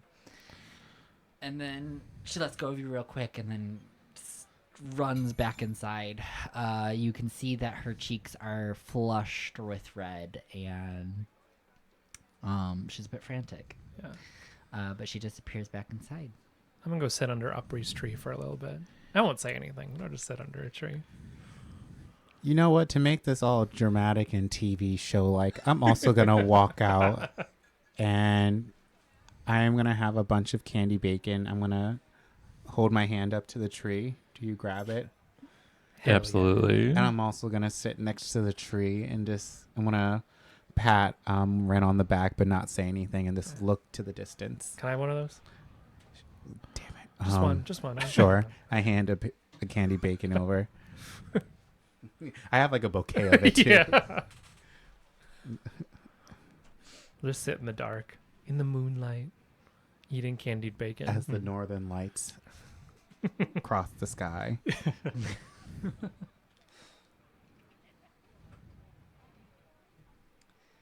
And night sets on Entropolis. Wait, does Sal join? Yeah, I'm hanging out. I overhear the whole situation. You were just listening in on my private conversations. I was nearby. I was busy doodling in my notebook. Wait, so was Upbury. So keep that same energy for everyone. There are a lot of birds that like to hang around Lark's Perch, so I was getting us some nice sketches. Oh, Lots of pigeons. Bird. I guess I hand Sal also a piece of bacon too. I didn't even have to ask. Thank you. I knew you were going to. So I was just like,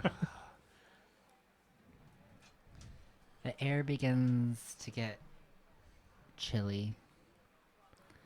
A cool night breeze washes over you all. And the stars twinkle in the night sky as the rich murmur of voices inside Lark's Perch begin to lull. The night plunges into a calm, quiet,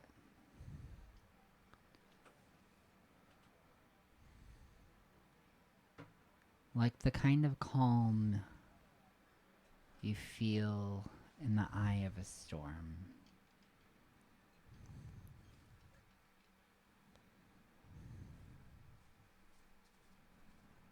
And eventually, everyone begins to go to sleep.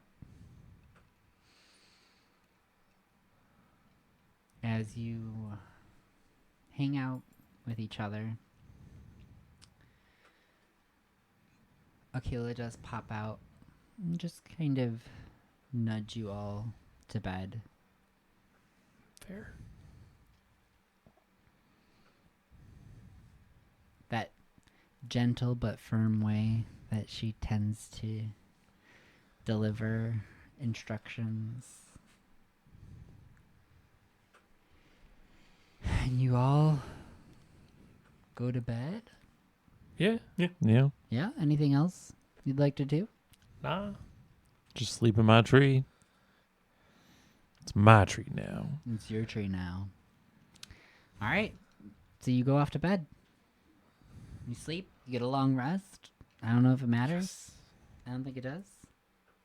Nah. Nah. All those spell slots you used at the funeral. I think Sal did some spells, right? Didn't you do a spell or two? Yeah, I was thinking. I didn't say it, but I was thinking of like, oh, well, prestidigitation is I can cast illusions to make like flowers appear. I can actually make flowers actually appear. If I Right, use- because you could turn illusions into reality. Yeah. But yeah, I'm back to normal now. All right, War Day. War Day. All right, so we are going to skip ahead. Sorry. to the epilogue. We win. Yay! No casualties. We're going to skip ahead. We're going to skip the morning. You all have a regular ass morning. Well, not really. There's nothing regular about this, let's be honest. But you all have a morning, a typically expected morning, leading up to the final battle of a campaign that's been going on for 4 years. Mm-hmm. Super typical. Super typical. And you teleport to the line. Mm-hmm. From a safe Right. distance, you and your allies, those that have been closest to you throughout this adventure, are with you. In addition to that, Bran has a couple buds that are with you as well. And as you congregate far enough away from the line that you're in no immediate danger, but close enough that you can charge in when ready, one of Bran's buddies gives you a little bit of a pep talk. Yes. Yes.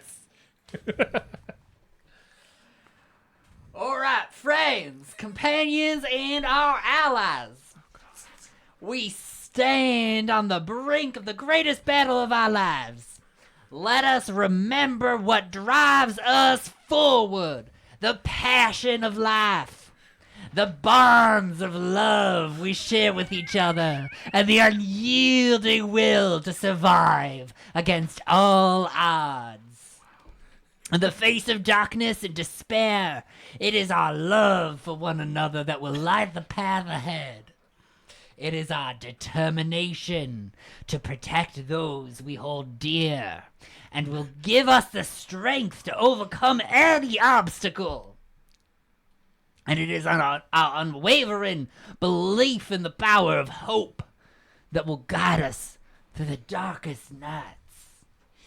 So, let us join hands and hearts united in our resolve to stand against the silence and the primordials. Let us fight not just for ourselves, but for the future of all existence. Together, we are unstoppable. Together, we will emerge victorious. I don't For know what the voice end. you're doing. I don't know whether to be offended or to laugh. It is the love that binds us. The love. The hope that sustains us, and the will to survive that will lead us to triumph. Wow, the lungs on this one. Yeah, truly. It's got some Let stamina. us march forward with courage and conviction, I don't know what to do. for the dawn of a new era awaits us on the horizon. Yeah, I feel like he's repeating. Let us rise, my friends, and claim our victory! And he puts his hand in the middle of the circle. Oh. No, 3, 2, 1. Amen. Cheetah. Charge! Oh, we're charging, not this stranger giving us a pep talk. Wait, aren't we a special ops stealth mission? So we don't charge. Less no, stealth. not a What's stealth it just mission. There's nothing special ops? Yeah. stealth Oh. about what's about to happen. They're just clearing a running for line it. and we run. Yeah. Oh, before we actually continue, I want to say that I have my cloak of protection on and I have my boots of levitation on. So Okay. I look like Storm right now, kind of. I'm gonna Except without white hair Yes, that's true. I don't know. What, yeah. and boobs. hop on. I'm thick, so there's the titties are there. Your I'm gonna discretion hop on advised. Upri's back and use transfigure self to increase her size by 1 class. Yeah. And then I'm gonna ride on one of your shoulders with my bow and arrow as we charge in. All right. So now you're huge? Is that the size class? You're now huge? Large. Large. I thought you were large to begin with. So Okay, technically just medium. Just the high side of medium. Yeah. So big Upri. And I'm gonna give you a couple tentacles too if you'll take them. Sure. They come out of your like rib cage and they can like flail around and like clear the area. I'm gonna make him titty tentacles. Okay, cool. Titty tentacles. Okay. I'm going to look over and be like, weird. And then keep. I'm Naruto flying. Levitating, I guess. And I am running on foot. Gorgeous. Okay, so your squad starts charging ahead towards the line. There is a battle that has been going on for days all around you.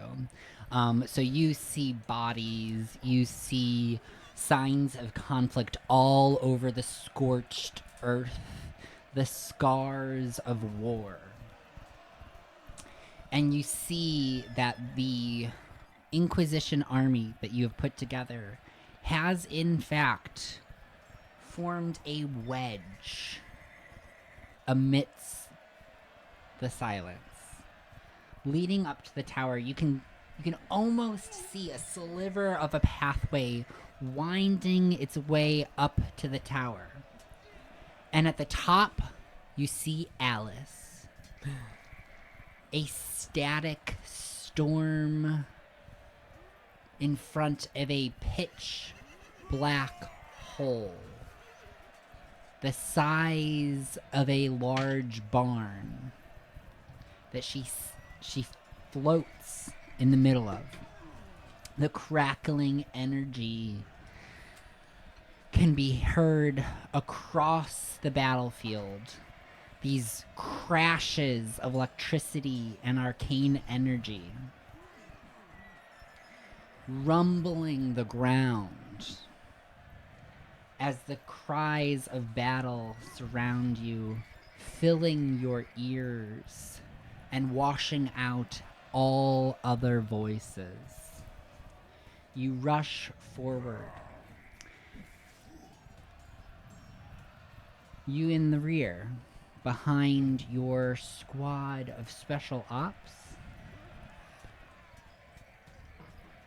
Right next to Nim, as he begins to cast a spell that puts out a cloud of mist that begins to flow from your group and envelop the fringe of the battle around you. As you charge ahead, this mist rushing in front of you, you start to see the forms of illusory bodies amalgamating in the mist. Nim is terrifying. Yeah, Nim is terrifying.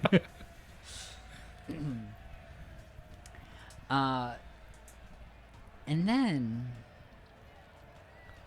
as you're running by, you notice a small hole on the ground.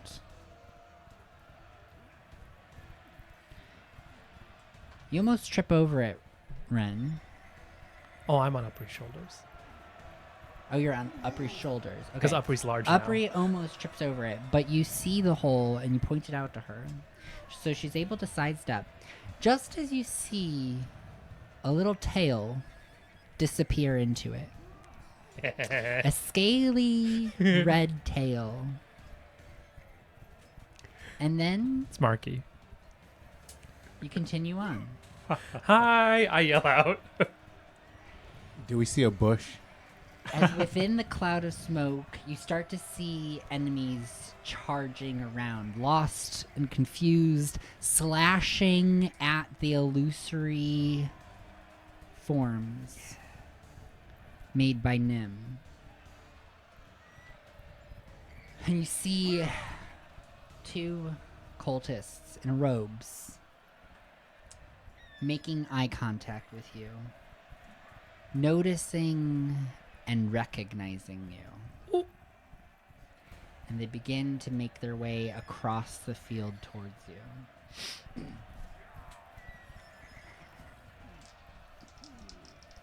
What would you like to do?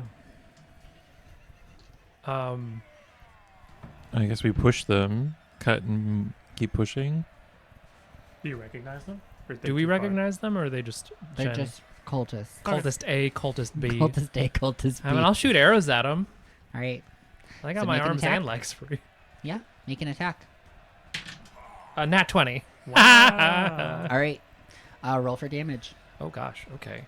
Wait. Hold on. That's so many dice. Yeah. That's like quite literally what we're doing here. Okay, and this is with my fancy new bow, the dragon wing bow. So that All is right. one. That's 2d. Oh my god. Okay, 2d8 plus my sneak attack because I rolled with advantage. Okay, so wait. So sorry. Okay. It is 1, 2, 3, 4, 5. 5d6. 10, 20. 23 plus. I rolled again. 23, 33, 43, 46 damage. All right. You notch an arrow, and it flies across between your front line, hitting this cultist dead in the third eye. They stop dead in their tracks and just teeter on over as the other one begins to recite an incantation. You see the crackling of energy between their hands as a flaming ball of fire begins to form. and Yeah. that is when you see Mara charge across. What would you like to do? I just rolled for it too, so I'm just gonna cast Mantle of Wrath. Why not use the Alright. powers? So everyone in a 30-foot radius of me gains 1d6 of fire damage whenever they hit Oh. with a weapon or an unarmed attack. I was trying to say before you shot the arrow, but you that's did not okay. need it. Did not need it. Well, yeah, just I- to be. And I just made a con save, and it was actually, I rolled a 19 plus whatever my con save is, so 23. So that's another will, I guess. Gorgeous. Yeah, I like to think that my arrow, like, because it's like a psychic arrow, because that's what the damage that my bow does. And am I in level 1 of? Am I in level 1 of corruption or tier 2 of corruption? You have moderate corruption, if I am remembering correctly. So is that tier 2? Yeah. Yeah. So that's an additional 1d6. Oh, so it's 2 more d6 because I crit. Hold on. So it would technically be 4. That's like 15 extra fire damage. yeah. They're dead. They're very, very, very much So dead. now when each of us, if you're in a 30-foot radius of me, so I guess a 60-foot diameter, add Mm. 2 d6s to your damage. Cool. All right. And that lasts up to a minute, so. All right. So you cast your using the mantle spells. of wrath as everyone around you is washed with this aura of fire. And you see Mara bolting across at this other cultist as you see 2 more forms behind them in the mists starting to come into vision. She lets out a wild cry as you can see that fire mantle wrap around her. She takes out her great axe and she begins to swing down at them. Goldfinch and Robin Wings right of mercy. behind her. Their green capes with the golden wings on the back billowing behind them as the 3 of them take off to push back this wall of cultists that are starting to make their way into the midst, keeping this funnel open for you. Robin mutters, "You can't churn butter in a broom closet," as she runs by. She's a monk, right? Is that Uh, right? Was she paladin? I forget what she No, was. Goldfinch was a paladin.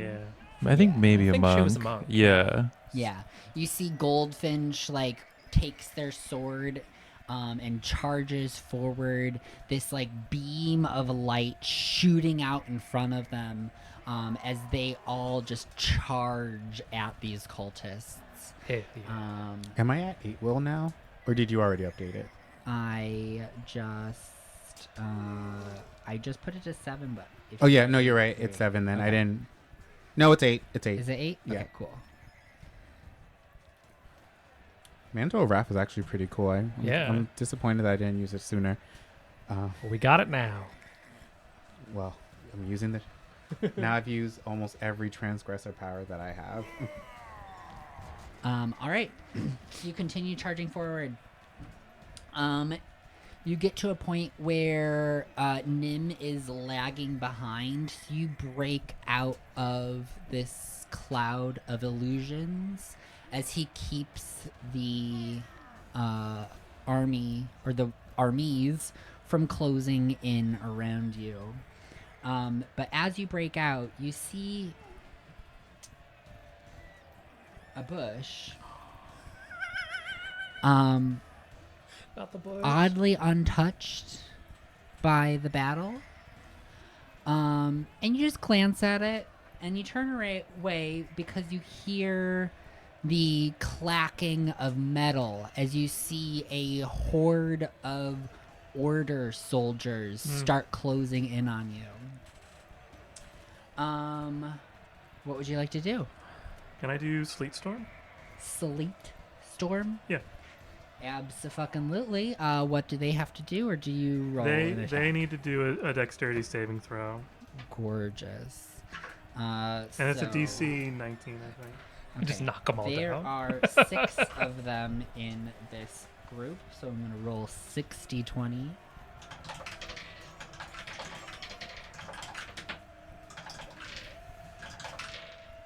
Okay, and what is your DC? It is 19. Okay, 2 of them are successful, but the other 4 are immediately like overwhelmed with sleet. How much damage do they take? It is not a damage spell. It is Just knock prone. Yeah, they slip and slide, so they Okay. can't. Yeah. So, this storm rolls in above you and just starts pelting the ground with sleet. You hear the clambering of metal as they begin slipping out from their legs, slip out from beneath them, and they crash to the ground. The 2 that are still standing slow down, but still are making their way towards you, their swords raised and fire in their eyes. They have clocked you as apostate mages. It's fairly accurate. At this What point. would you like to do? They have to make another roll on their turn because Okay. I centered it on them. Gorgeous, gorgeous. All right, so those 2 will make a roll.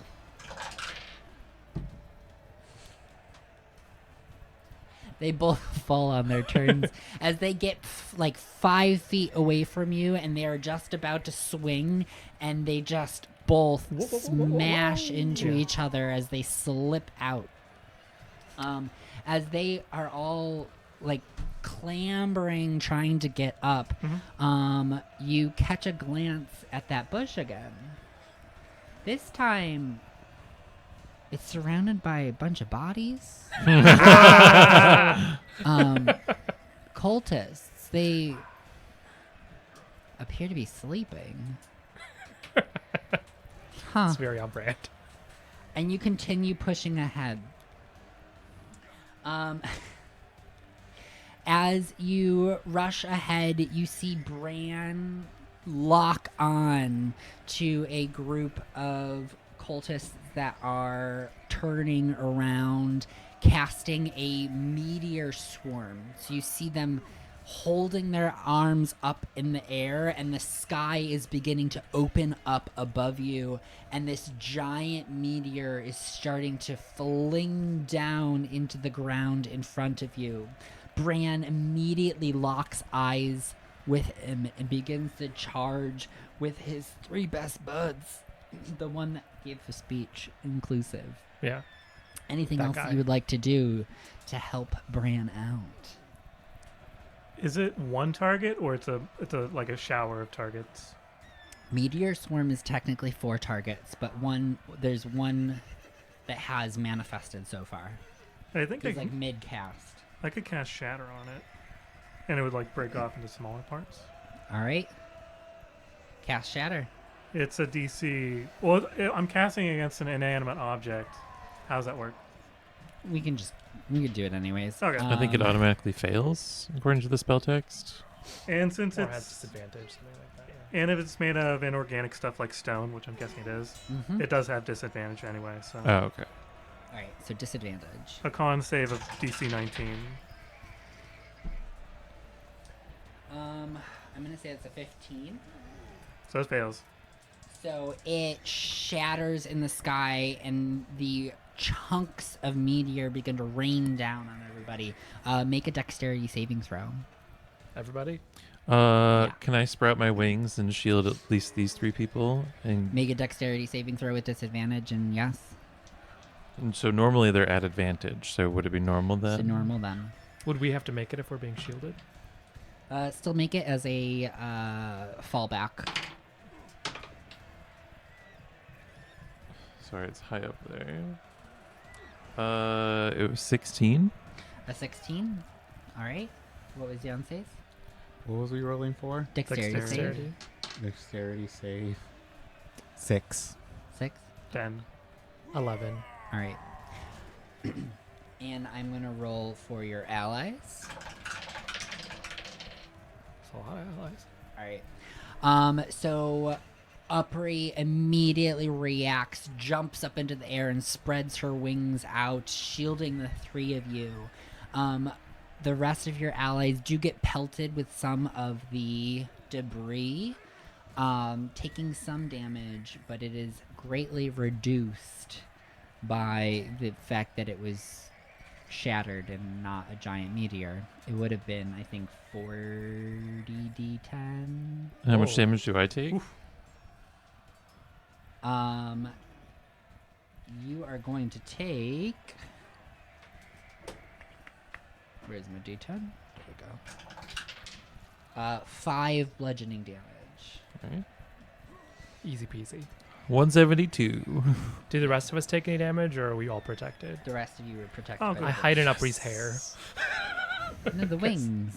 Right, but I'm on her shoulder. Yeah. Oh, So I just yeah, hide that's behind her true. head. Yeah. All right. So now you're about like halfway to the tower. Halfway. Yeah, this is a long route. There's a lot going on. The whole fucking multi-day battle going on. Yeah, here. fair. All right. So that apostate mage is dealt with as Brian just slashes into them. They begin to get surrounded by other mages, and they are just like brawling it out, trying to break down as many of these mages as possible before they can cast off any spells. But you are plowing ahead. With you still is Alton, Varn, Senin, Cyril, Oh, Cyril. Wesley, Desmond, and Freya. Oh my. Yeah, you're I still told a pretty Mara to large watch group. Wesley's back. What is she doing? Killing people. It's Oh true. wait, no, Wesley's not there. Wesley's with the Wings of Mercy. That's right. Okay, cool. In my notes, I wasn't tracks. sure if they were going to be in individual bodies yet. Gotcha. Great. Okay. So you are going to now see that the funnel ahead of you is starting to close up. That you're only halfway there, but unfortunately the battle is getting very spicy. That the ranks that went in ahead of you are starting to thin out. The Inquisition army, you're seeing less and less of them as you get closer and closer to the tower. And because of which that tunnel, that like pathway that you had through is really starting to close in. In order to reopen this, you see Alton, Varn, and Senin dash ahead because Senin has their astral arms out. Oh, right. And Alton's just really fucking fast, and so is Varn. Senin casts a spell across all of them, and they are hasted as they sprint ahead. You see Alton just starts like jabbing, because Alton is a halfling, starts just jabbing people in their main artery in their thighs, and just like taking people out, just like zip. Zip, zap, zap. Yeah. Ren winces remembering Yeah. the one time Alton stabbed him. Yeah. Varn is just behind Alton, just like firing off shot after shot after shot. This is full on Legolas. Nice. Just like Damn. like 3 arrows notched on his bow at once, just like taking out like rows and rows of enemies. And then Senin is just like running in there with like flaming fists, just laying into people, his astral arms just ripping them off the ground and throwing them across the battlefield. Yeah, they just went in and just like exploded the area in front of you. Bodies are just being like thrown about, collapsing to the ground. And they're off. But dead in front of you, in the pathway that they just cleared, you see a familiar face. Upray. Timothy. Long, straight brown hair. No. A Sorry. black ribbon around her neck. Wearing a black lace dress. Her Honestly, pretty cool. features are a Serve. little different now. She's taller than you remember. About 10 feet. Whoop. And her arms are long and twisted.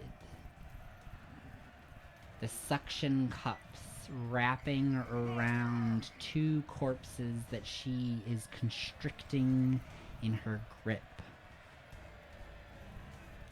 And behind her, you see the looming shadow of a man. Almost demonic in his presence. Gargantuan in size. And just a shroud with bright red beady eyes. You see from this cloud daggers shoot out in a fan across the battlefield as two tentacles start bursting out towards you from Sorelli's arms. Oh no. What do you do? What was funny though is that like Upri kind of remembers Sorelli, but like she scooted very soon after. Like as soon as that fight ended and you and I were hugging, she scooped up Blades and skedaddled. Mhm. Because So I'm she's just like- corrupted. Y'all, I got deja vu. Who is that? I hive mind us, the four of us. We explain without wasting any And time. yeah, Got it. and that's when Yancey, you like whip around just as you see these tentacles shooting towards Upri. So I cut them. Your friend Sorelli. And who's the For Cloud Blades. Dagger Angry Eyes? Is that not Blades? Oh. Blades. Oh, okay. Oh. Remember, she's a medium. Yeah, that's right. Oh, so it's Oh, yeah. like the evil, corrupted spirit of Blades running around throwing daggers at people. That's heavy, bro. As you look closer, you see that the like smoke of black is sprouting from her back. Ooh. He is like a demonic presence inhabiting her body. What do we do, you two? You seem to know this one. Banish? Yeah, go for it. You thought of it. I think I'm a little frozen, and I'm like a little frozen. So if you cash it, This is another of this is a Titan chosen. Yeah. Oh. This is a level 14 Titan person. So they probably have buffs to their saving throws too. Uh-huh. I can try it. Yeah, we just need him out for a minute. Yeah, we can just run past them. I'll cast Banishment on them. All right. What do they have to? It's a Charisma saving throw against 19. And how charismatic are they in general? Do I you forget remember? what class they were. It might have been a charismatic class. No, I think wisdom. What were they? I honestly don't remember. I don't either. Wasn't one the They really swords was. like a sword singer, a blade singer? That was Blades, right? I was a ranger. Okay. I was a dex tank. I forget when my sister played. Something spoopy. I remember that. It was a cat. She was a caster. She was I know that. caster. She could have been a She was sorcerer, caster. though. I think, yeah. She was probably a sorcerer. I think so. I rolled a 12 and a 14, so like, even if she had, like, what is your highest save rate now? 19. No, what is your Oh, highest? what is like, my highest saving save? bonus? It's like 5. It's plus 10. It's plus Minus 10. 2. Yeah. Yeah. Oh, so she'd probably be on there, around there too. If she was a sorcerer, she would. 14. Yeah, Yeah. so she's gonna save. Okay. Yeah. Does Blades pass as well? They are. Oh, they're attached. They're attached. Gotcha. They are not a distinct. Blades died. She's a medium that is channeling his spirit. Gotcha. Hey, dead people come back, but I'm yeah, gonna run forward and rage. Yeah. but you notice there's no ooey. Instead, as you're on my shoulder and I'm just like stomping, you just feel like all the muscles around me just like become rock hard, and you like feel yourself like lift up. Oh. And then the air gets like really hot and heavy. Like, you know, when you walk into like a haunted room, you just feel like a sinking feeling. Mm-hmm. And then like all the air around Upri gets like that heat effect where it like wiggles. And then there's like a random wind. My hair just like starts going up like Super Saiyan style. Wow. Ren will conjure his wings from his cape and like catch the wind and like float Dismount. off of Aubrey's shoulder. Yeah. You're like, nope, not today. Yeah. I want to stick around for that. And then there's just an explosion of colorful light Yeah, good within thing I 10 didn't- within 10 feet of me. Everyone has +1 to their AC. Oh, I'm just kidding. And then I'm going to reckless attack as I summon Amber. I think I'll summon Amber up here mid swing. You hear Tina, and my shield pops up. Thank God I have a +14. Jesus. Does a Prediction. 23 hit? A 23 will hit, yeah. All right. I'm rolling 2d6s that my sister gave me to kill her character, so that's weird. Oh, sister. 2 1s. 2 ones. Snake eyes. So that's 11 plus 4 is 15 slashing damages. My minimum is 15 damage. 15 slashing damage. Okay, so you slash into these tentacles as they're shooting towards you. I need you to make a dexterity saving throw. All right. Before my second attack. Yes. Don't forget, you All have to right. add two d6s because you're Oh, in fire my 30%. damage. You're in my Oh. radius. 2d6 or 1d6? Yeah, 2. Because I'm in a different tier of corruption. So So it's 8 fire damage on top of the Alright. 15 slashing. Okay, so that was an 18. I get advantage in dex saves. 5. All right. So as you slash into her, the tentacles keep shooting forward, and they slam into your chest, pushing you off the ground, throwing you into the air, and then slapping you down onto the ground. Oh. God. Okay, so I'm knocked prone. So you're knocked prone, and the air is knocked out of you as you see Cyril step over your body and Climb. point a finger at Sorelli.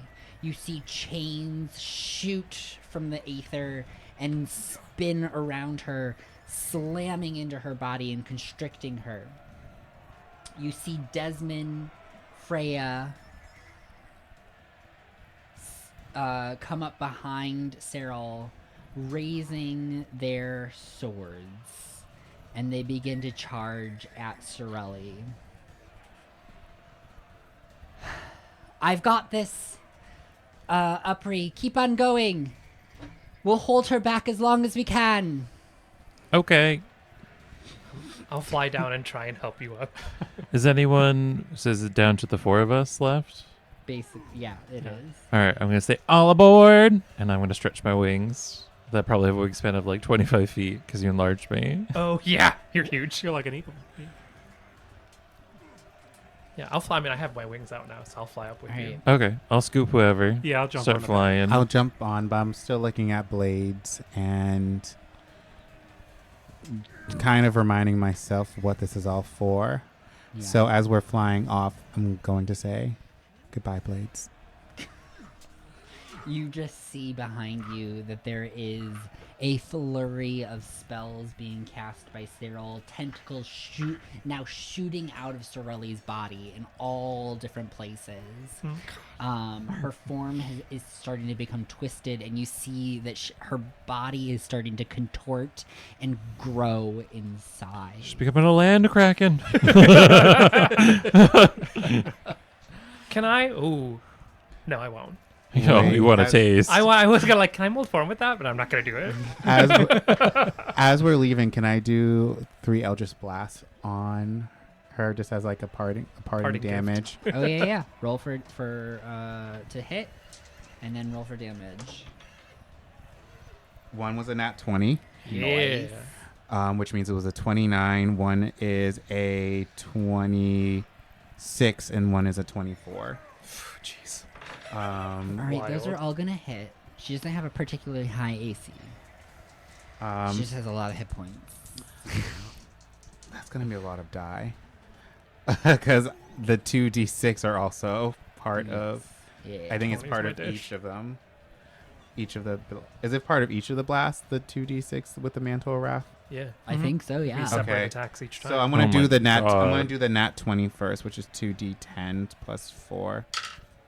So that's 9 plus 4, which is 13. I'm adding a maddening hex to that, so that's 17. Plus 9. So what did I say before that? 17 plus 9. It's 26. So that's the 26. first. That's the first blast. Wait, did you double it because of crits? Like, did you roll again? I rolled 2 Oh, d10s. okay, Yeah. You should roll 4d6 because you also double your Oh. fire damage. That's true. So what was the number before I said that? 26. 26 plus 8. As we Alright. fly away, there's just a nuclear Alright. mushroom cloud. Wow. And then just, That's the first. That's the first 3 of blast. Yeah. So that's 30 something. 34. Jesus. My fuck. God. For the first blast.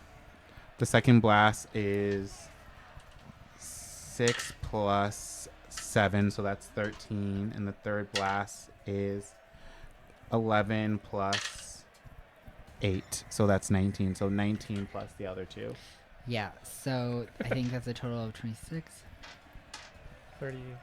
34 plus.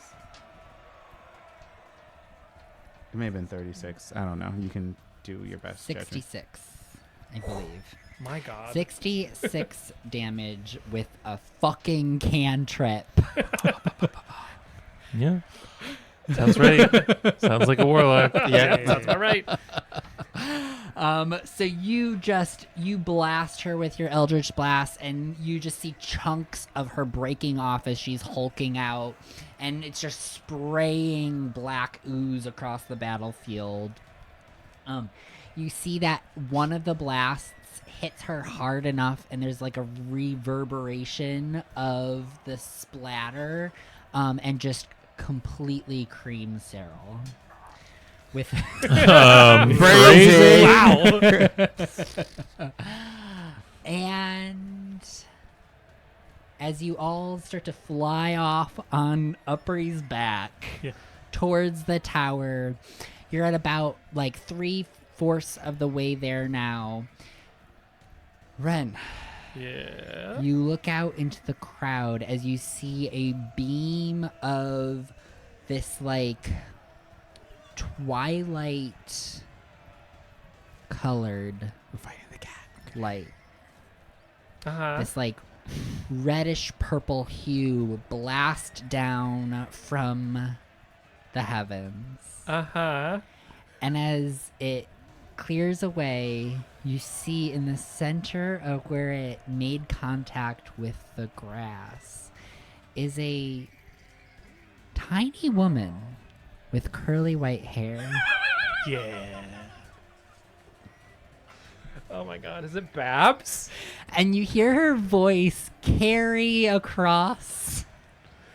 Babs the crafter battlefield. and potter of How'd my she get small past- town. How'd she get past Sorelli? You got Slips and experience. falls, slips and falls. She is. Take that. Oh my God.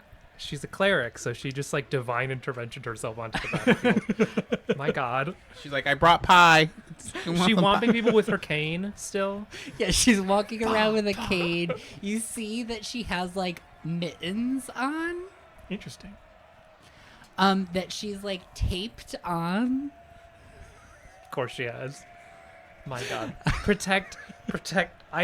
If I can reach anybody with my my high fine eyesight, protect that woman with all costs. Oh, God. And you just Oh my see God. ripples of energy just like shooting out, like pushing people back around her. She's created this like circumference around her on the battlefield. What's that Wow. spell?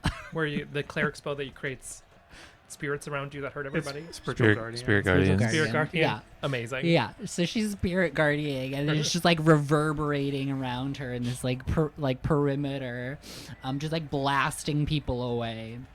And she's just like hobbling through the battlefield, just like I look at that. I'm like, whoa! I thought I did damage. Yeah. This is what clerics do on a daily basis. Work. I do damage. I try to restrain it because I'm always in crowds. There's a moment of silence as we all look at Sal as we're flying up. I mean, I can Can you cast- create that ring? What? Can you do that ring? I can make a ring. Okay. Yeah. I can make bugs. I can make all sorts of things. Bugs. Guys, we have a world to save. Let's Right, focus. sorry. Yeah. And now, as you are like sky sprinting, what I don't know what else to call that. Flying. Sky sprinting. Yeah. Flying. Flying, you're flying, but fast. Soaring. Soaring, soaring towards the top of the tower. You hear the crackle of energy coming from the void, and there is an explosion. As all of a sudden you see a tentacle, a gigantic tentacle, and an arm and horns burst out of the hole behind Alice, and they start swiping across the battlefield. This is like literal colossal sized arms burst out of here, and they just start swiping across the battlefield. They are just like basically lawnmowing over the battle. You hear people start screaming out in pain and agony as they're like thrown like 200 feet across and just smashed as everything starts to explode around you, slamming into the ground. And you see and you know who these are. The Titans have arrived. And that's where we're going to take a little break. Yeah. All right, everybody. So we're going to go on a little bit of a break. And then when we return, I'm actually going to bring one of you down here at a time. Because we're going to do something. All right? All right, listeners, we'll be back in 10 minutes. Bye. Bye. Ta-da. All right, we are back, and things are a little different right now. Got my banana gun. I am here with just Dan. Yes, hello. The others are still on break. Because as the Titans arrive, there is a shift in the energy on the material plane. And it's as if in your head, Ren, time pauses. You feel your body frozen, but your consciousness goes on.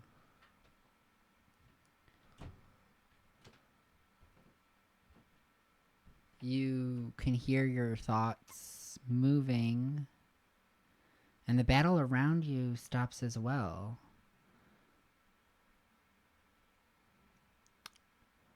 And then you feel their energy.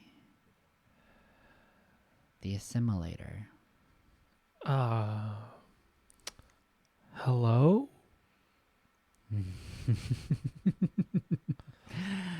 Ren, you've done so well, bringing me the director's energy. Yeah, how'd that go, by the way? Did you find them? Did you... I have not been able to consume my sibling, but the taste is driving me further. Great. You feel the tether between you and them become taut. The channel which binds you together stabilizes like a direct link. You feel their energy, their essence swirling inside of you. Can you make me a perception check? Yeah. Perception. That's persuasion. Okay, perception. That is a 21. All right. So as you sit in this space for a little bit of time, you start to see a light. Deep, deep, deep inside of you. But only shards of it burst out through the little cracks and crevices of the swirling black energy that engulfs it. A chaos of corruption. The essence of the assimilator deep inside the core of your being.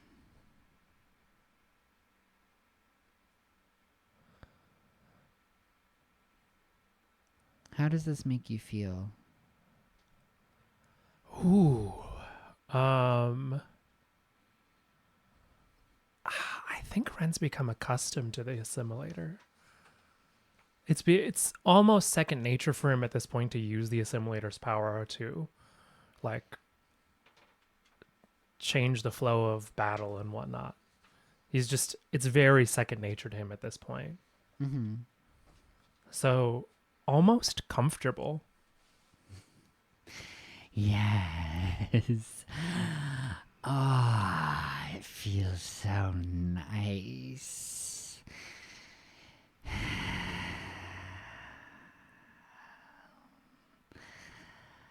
You have done well by me, Ren. And I have done well by you.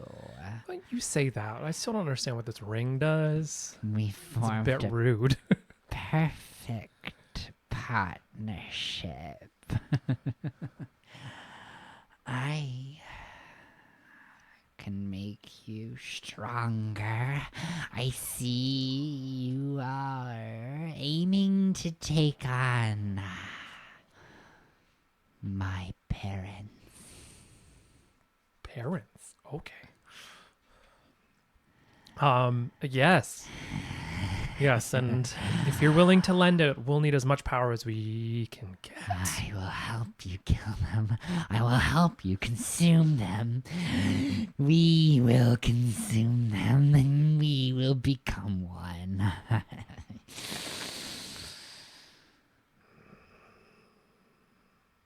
Would you like to allow this trajectory forward? Yes, to an extent. I don't want to like give control of myself over to the assimilator, Mm-hmm. but the more power if we're fighting a god, we need to be as strong as we can.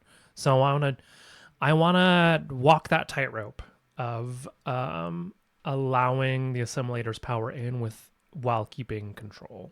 That's Alright. the goal, at least. All right. So I have given you a handout. Yes. And there is a section called Strengthen Connection. Yes. Is this what you are intending to do? Yeah, I believe so. Yeah, I think out of the options here, which I won't read out loud, I'll let other people Yeah. find the other ones. That is what I think I would do. All right. We've had a good rapport so far, even though the assimilator is kind of a nutbag. All right. So this is very straightforward for you then. Yeah, seems like it. You just have to make corruption checks until you receive 3 successes. And just let me know how many fails you get. Okay, so just general corruption checks. Wait, let me see. It will You just make- be a d20 plus corruption. plus. Oh, So this is not a corruption save. Gotcha. So I'm using my corruption as a benefit for this. You are using your corruption as a benefit. So you will Okay. do a d20 plus 8. 9 at this point. 9 at this point. I used it. Who did I use it on? I used one, and I failed in the battle, in the running part of the battle. Okay. I think it might have been Upri when I made Upri big. All right. We So just you- kept going. I didn't say it. d20 plus 9, and you have a DC 18. Oh, I rolled a 12, so that does come to a 21. So that is a Right. success. That's one success. That is a 17. That's two. It was 17 plus 9, so 26. That's 2 successes. And I rolled a 4, so that's only a 13. All right. That's a failure. And I gain a corruption, is that right? Correct. Yes. So you're at 10 corruption now. I really don't want to move into, because I think I'm one away from being moderately corrupted, and I don't want to move into that if I don't have to. But we'll see. I failed again, so it does Alright. move me into moderate corruption. All right. So with moderate corruption, I'll Yeah. queue that up. What does that mean for this Um, particular moment? let's do all our rolls, Okay. and then we will narrate out what happened. That's another failure. God damn. All right. So you are at 12 corruption. Mm-hmm. There we go. That's a 22. 23. So 12 corruption. Okay. So I'll start with the mechanical bits. Okay. So the mechanical bits are you are going to gain access to your level 5 Yay. soul class abilities. These are super powered abilities here they granted to you by your Titan, the Assimilator. In order to make it here, however, you had to let their will into you. You had to let go a little bit of yourself. And you have moved into the moderate corruption tier and gained something called the gloomy aura. Oh, I'm sad boy.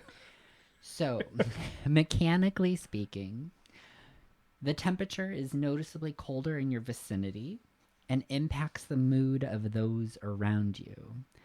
The DC of all charisma, persuasion, and charisma deception checks against people within 5 feet of you is increased by 2.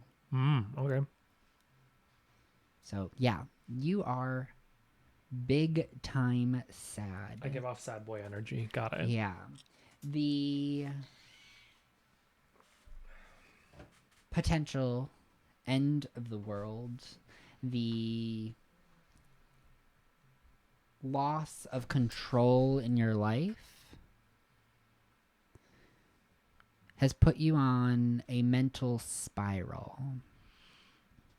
That A tracks. doom and gloom outlook on life.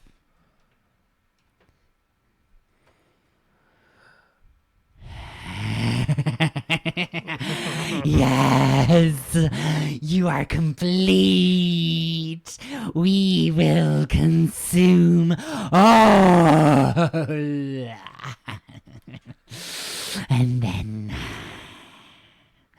we will rule everything. Great. And with that, I'm going to send you off on your way, and I would like you to bring down the next victim. Victim. Great. Okay. Bye, everybody. I'm just gonna. Okay, bye. All right. So, I'm going to repeat for the audience what happens because you weren't here to hear it. As the Titans burst through the void into the material plane and they sweep across the battlefield, murdering hundreds of people in a single blow, time stops. Your body freezes, and so does the world around you, but your consciousness lingers. You find yourself lifted out of your body and into an inner space. Your soul. You float within your soul and you can feel it. You feel the confines of your soul. But within it, you also feel that connection with the transgressor. That channel that has been tugging at you for the last year. Whispering in your ear, pulling you in a direction other than what you would go of your own free will. Enticing you. Corrupting you. You feel the energy of the transgressor welling in the bottom of your soul, taking up a corner of it. Give me a perception check.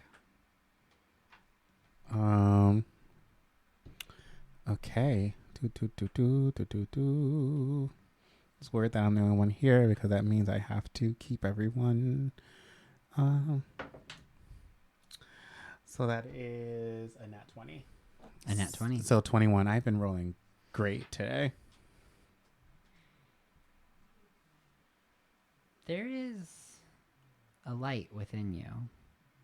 Deep down in that well of darkness, situated by the transgressor, almost smothered by their hatred and their disdain. But as you become more familiar with the shape of your soul, you start to see shards of light burst out from the swirling chaos at the pit. You have a feeling you know what this energy is, this lightness, this purity. It is creation itself. It is the seed of life. It is Arcanus. You hear her calling out to you. But her voice is muffled, smothered out by the transgressor. I will not let you get to her. You're mine, Yanshe. I am in control here.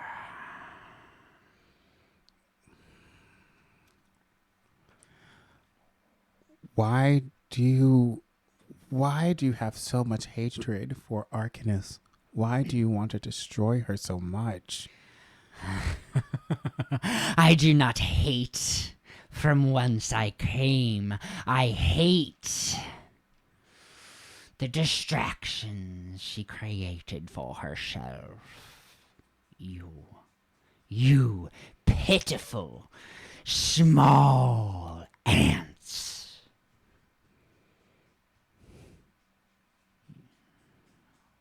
I could have it all if it weren't for you.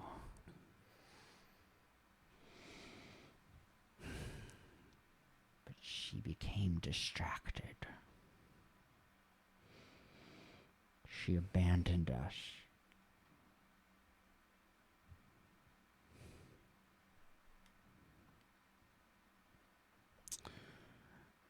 I don't think she really abandoned you. We are all Arcanus. We are all part of her. And so are you. And each person, each one of these ants that you deem worthless has a part of you in it. You are the transgressor. Every day, someone goes through life with either pride or wrath or gluttony or sloth or any of those other so-called deadly sins. So as you're trying to destroy the person that gave you life, all of us life, just remember that we are all her, included you, and you live throughout all of us, just as Arcanist does.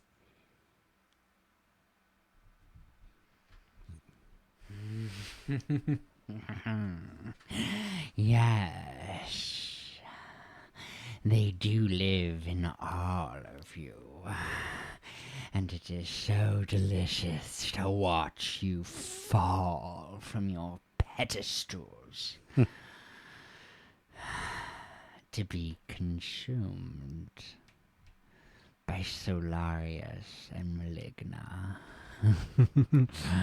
See, they understand what I have been through. They understand my plight, their rage, their lust. They will consume you so that I may get what I want. And what is it that you want? For you to be wiped off the face of existence. You disgust me. All of you. If we discuss you so much, why don't you just go? Why don't you just cease to exist? Why don't you disappear? So I just handed you a piece of paper. And I think the direction that this conversation is going is the first option. Is that an accurate assessment of the situation?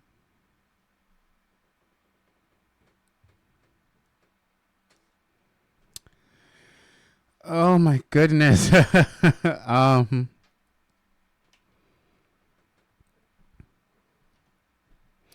I think where I'm coming from right now is that throughout this entire season, I feel like they've made Arcanist out to be the bad, like slightly out to be the bad person, and she's just kind of taking care of herself, and we are all part of her. And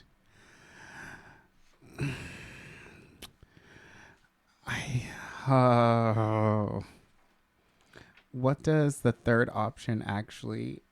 It's definitely not the second one, but what does the third one entail, or what does?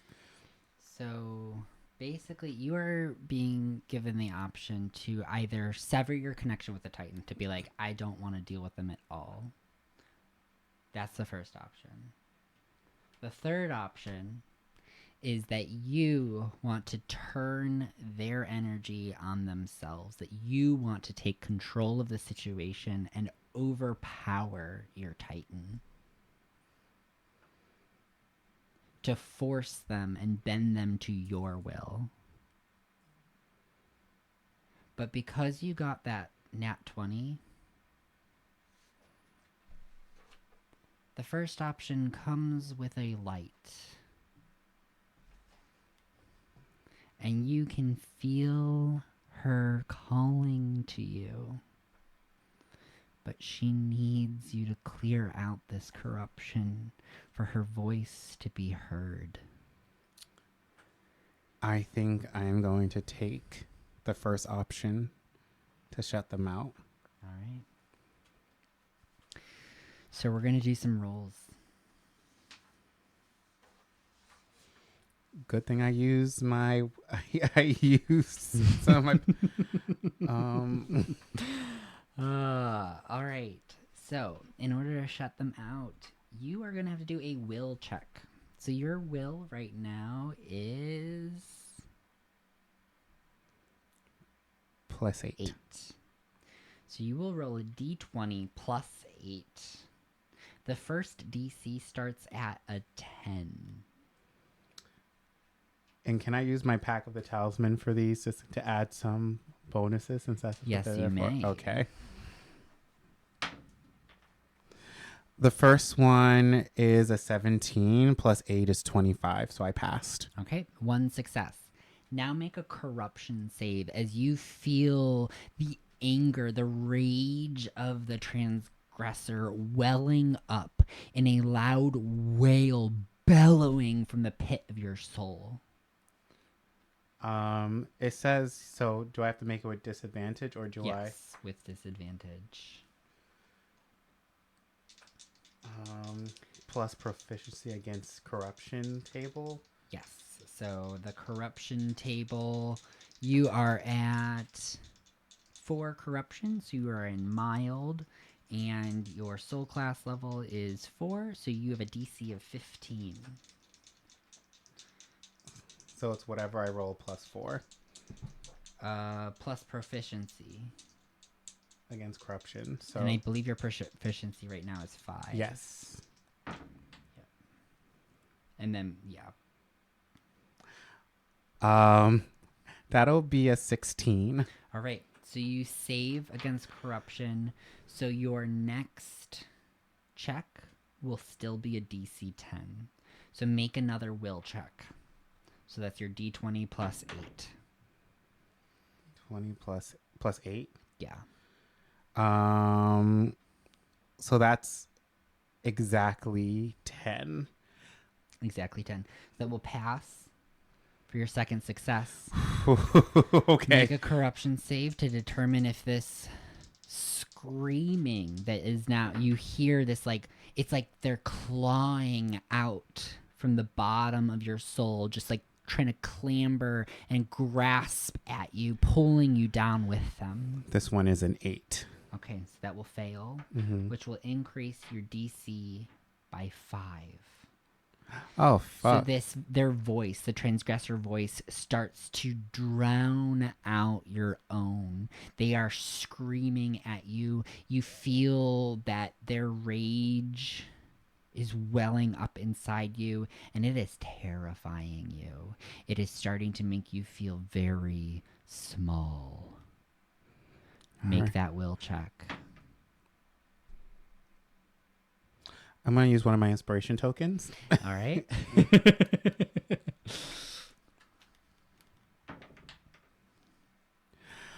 Woo, good thing I did. That is going to be a plus 8. That's going to be a 22. A 22 will pass. And with that, you have your final success. As their voice silences, You're the ant, not us. that light in the pit of your soul begins to shine bright as the cloudy, murky corruption fades away. And your entire soul is filled with this bright light. You feel Arcanus, her warmth, her love. Everything about life begins to fill you with joy. The whispering of the transgressor has left you completely. You put it behind you. Mechanically, you lose access to your soul class. So none of your transgressor abilities are available to you anymore. Okay, that's fine. And I want you to move to the second page where you feel this energy welling within you, this lightness, Arcanus, creation. You get to, so mechanically, you will be making will checks against a DC 15. And we are just going to keep track of how many you succeed on. Right now? Yeah. So let's just keep rolling that dice. So roll that D20. Does it beat a 15? Yes. All right. Roll again. Does it beat a 17? Yes. Gorgeous. Roll again. Does it beat a 19? And it's +8. Yes. It just hits 19. Gorgeous. Roll again. Does it beat a 21? No. All right. Roll again against a 21. It is exactly 21. Gorgeous. All right. Roll against a 23. No. Again against a 23. No. All right. You have just gained 4 levels. So I'm going to send you off back upstairs, and you're going to level up to level 18. Oh, damn. As you feel life rocket through you. You are just lifted. You feel everything about you begins to grow. You feel stronger, faster, more powerful. Your magic seems more innate. You understand. You get it. All right. All For right. Meredith. For Meredith. Now bring me my next victim. All right. Bye, y'all. And because you weren't present, I'm going to repeat this again for the audience. The Titans have just burst out. Hello. Howdy. And they've just murdered hundreds of people in a single blow. Oh, that's pretty crazy. Yeah, it was pretty crazy. There's a lot of death that just happened. However, in that moment, it feels as if time stops. The battle around you freezes. Your body locked in place.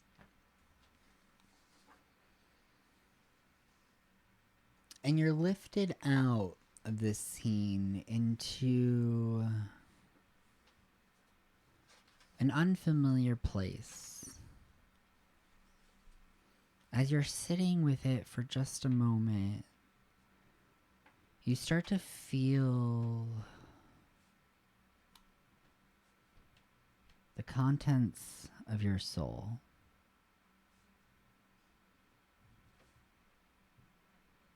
You know yourself.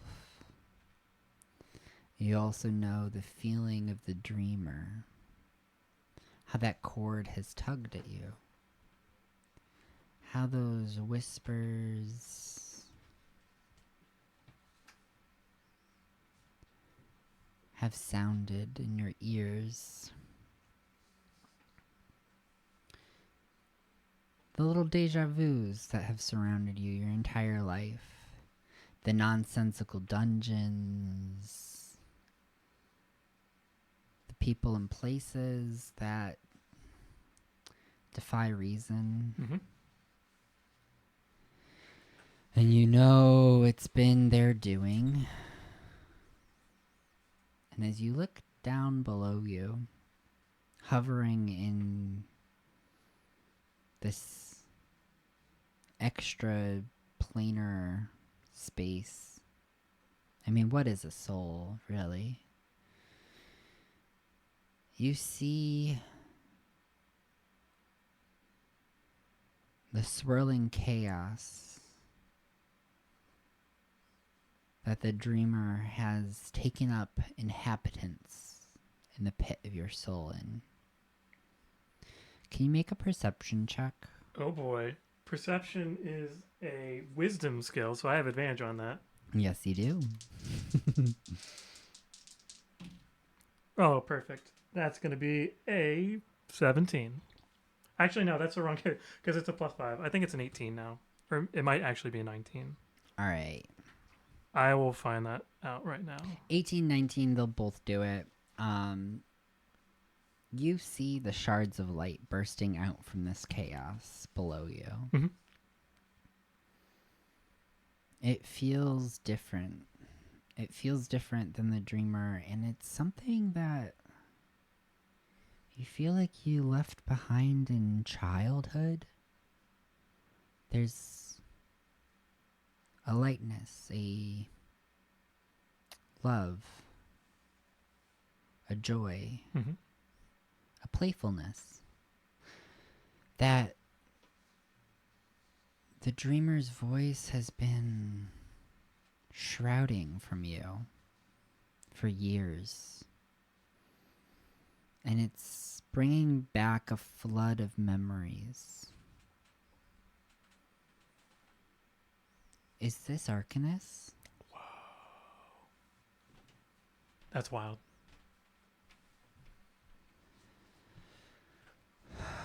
But as you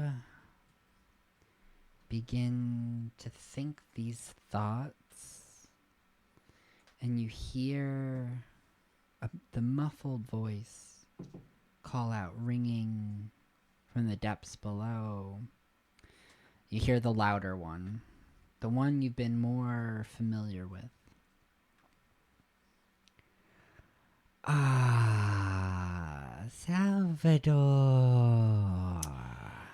Hey, you. We are so close to finally meeting in the flesh. I can see you're breaking down the door to get in here. Yes, this pesky, pesky door. Will you help me tear it down? And what do you expect to do once you get inside? Well, we'll tear down everything. We'll make it all anew in our image.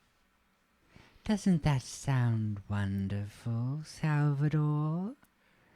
Haven't you grown tired of all of this fighting against the inevitable? That it truly does seem inevitable at times because I've been getting a lot of offers and from you and other interested parties. And honestly, I don't know what to make of it. I feel like the result is pretty predetermined. So my response will be yes, sure. Let's team up. Ah, perfect. I knew I could count on you, Salvador. But you know the deal. Yes. Our deal, it still stands. I hold out my hand for an illusionary handshake of sorts. What exactly is going to happen if I agree to this? Well, first, could you recount to us the details of our deal? They seem to have slipped my mind. Is this the dreamer? I get the I say you are the dreamer, correct?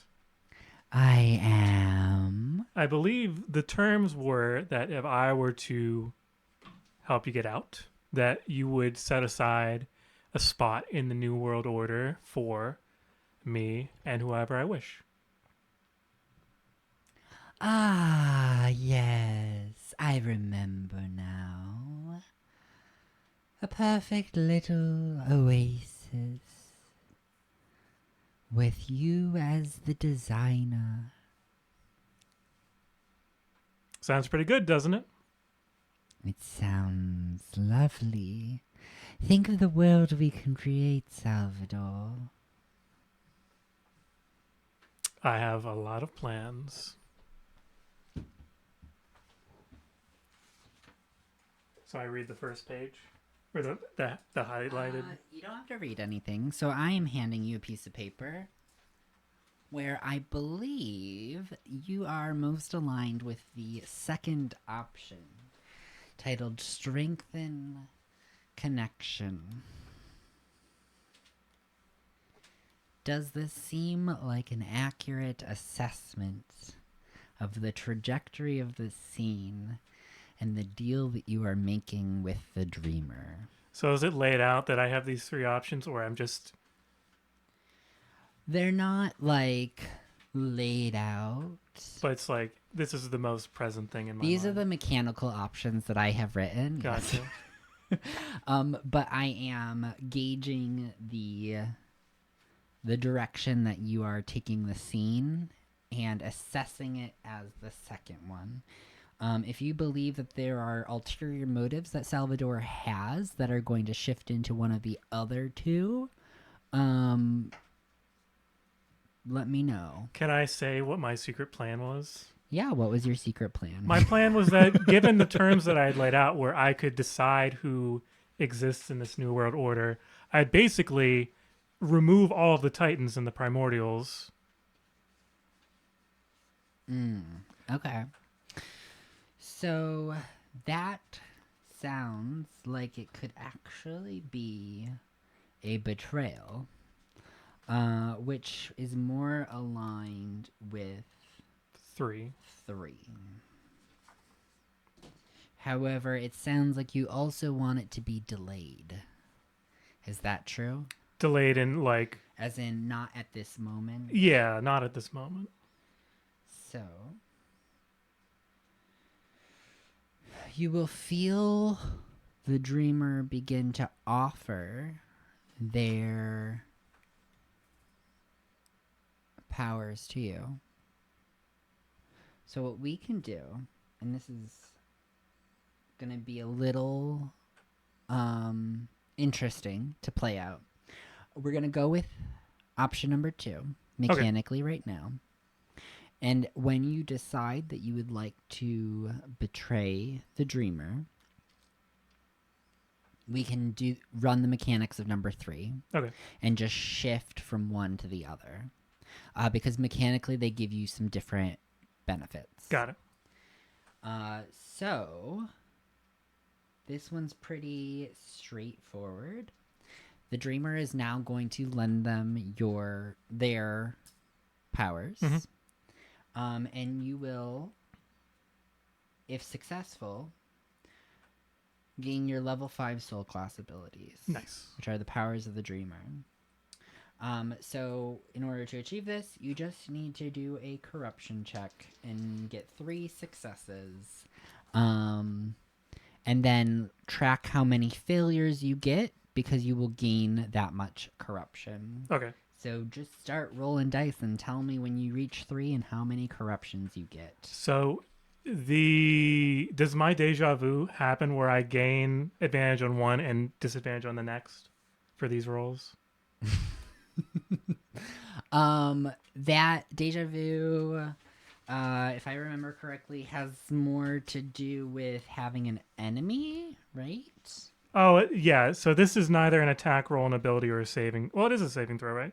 No, it's a corruption check. So It's a corruption I guess check, it's outside yeah. of that. Okay. So we can just say it's outside of that. That was more of like there's activities happening that you're getting wrapped up in. Gotcha. So I have a 25% chance of getting this without gaining any corruption. Yeah. That's 1 fail. So now I got 5. That's another fail.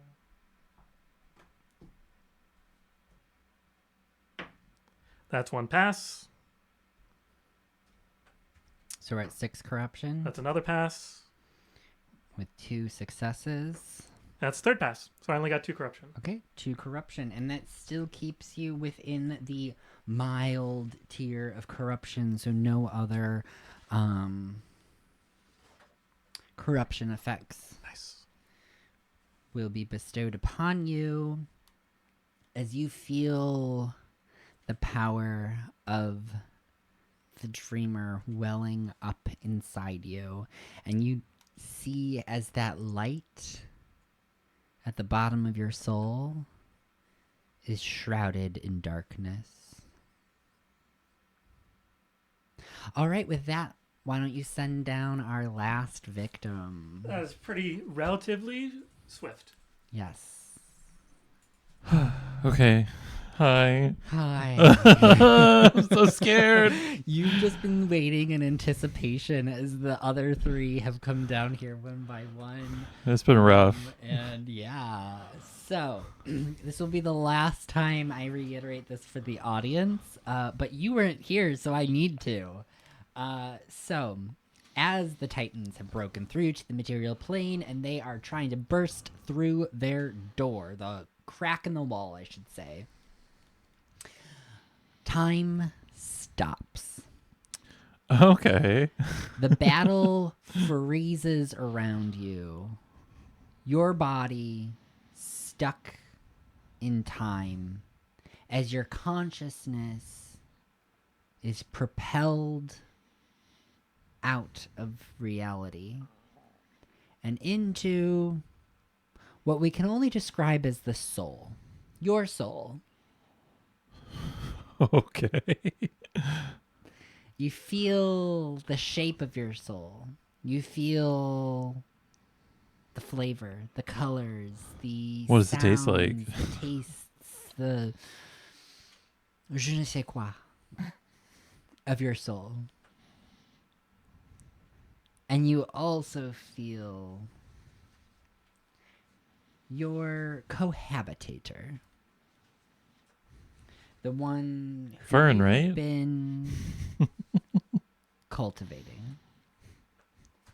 You've felt it growing over the last year. The director, weighing heavy in the pit of your soul, pulling you down. Can you make a perception check? Oh my god. Hold on, let me open my character sheet back up. Ooh, I get a +6. Really? Wow. Yeah, I'm proficient Damn. in it. Oh, it's only 12. All right. You feel there's something buried beneath them, but you can't quite make out what it is. It's just the weight of the director pulling you down. Oh, Upri. Oh, I was hoping to see you again. Do you regret your decisions? Usually. Good. Just how I like them. Frail and malleable. Do you always have to be such a prick? It's what I'm best at, and you have proven yourself to be unvaluable. So I am making my way out, whether you like it or not. Step out of my way, Upri.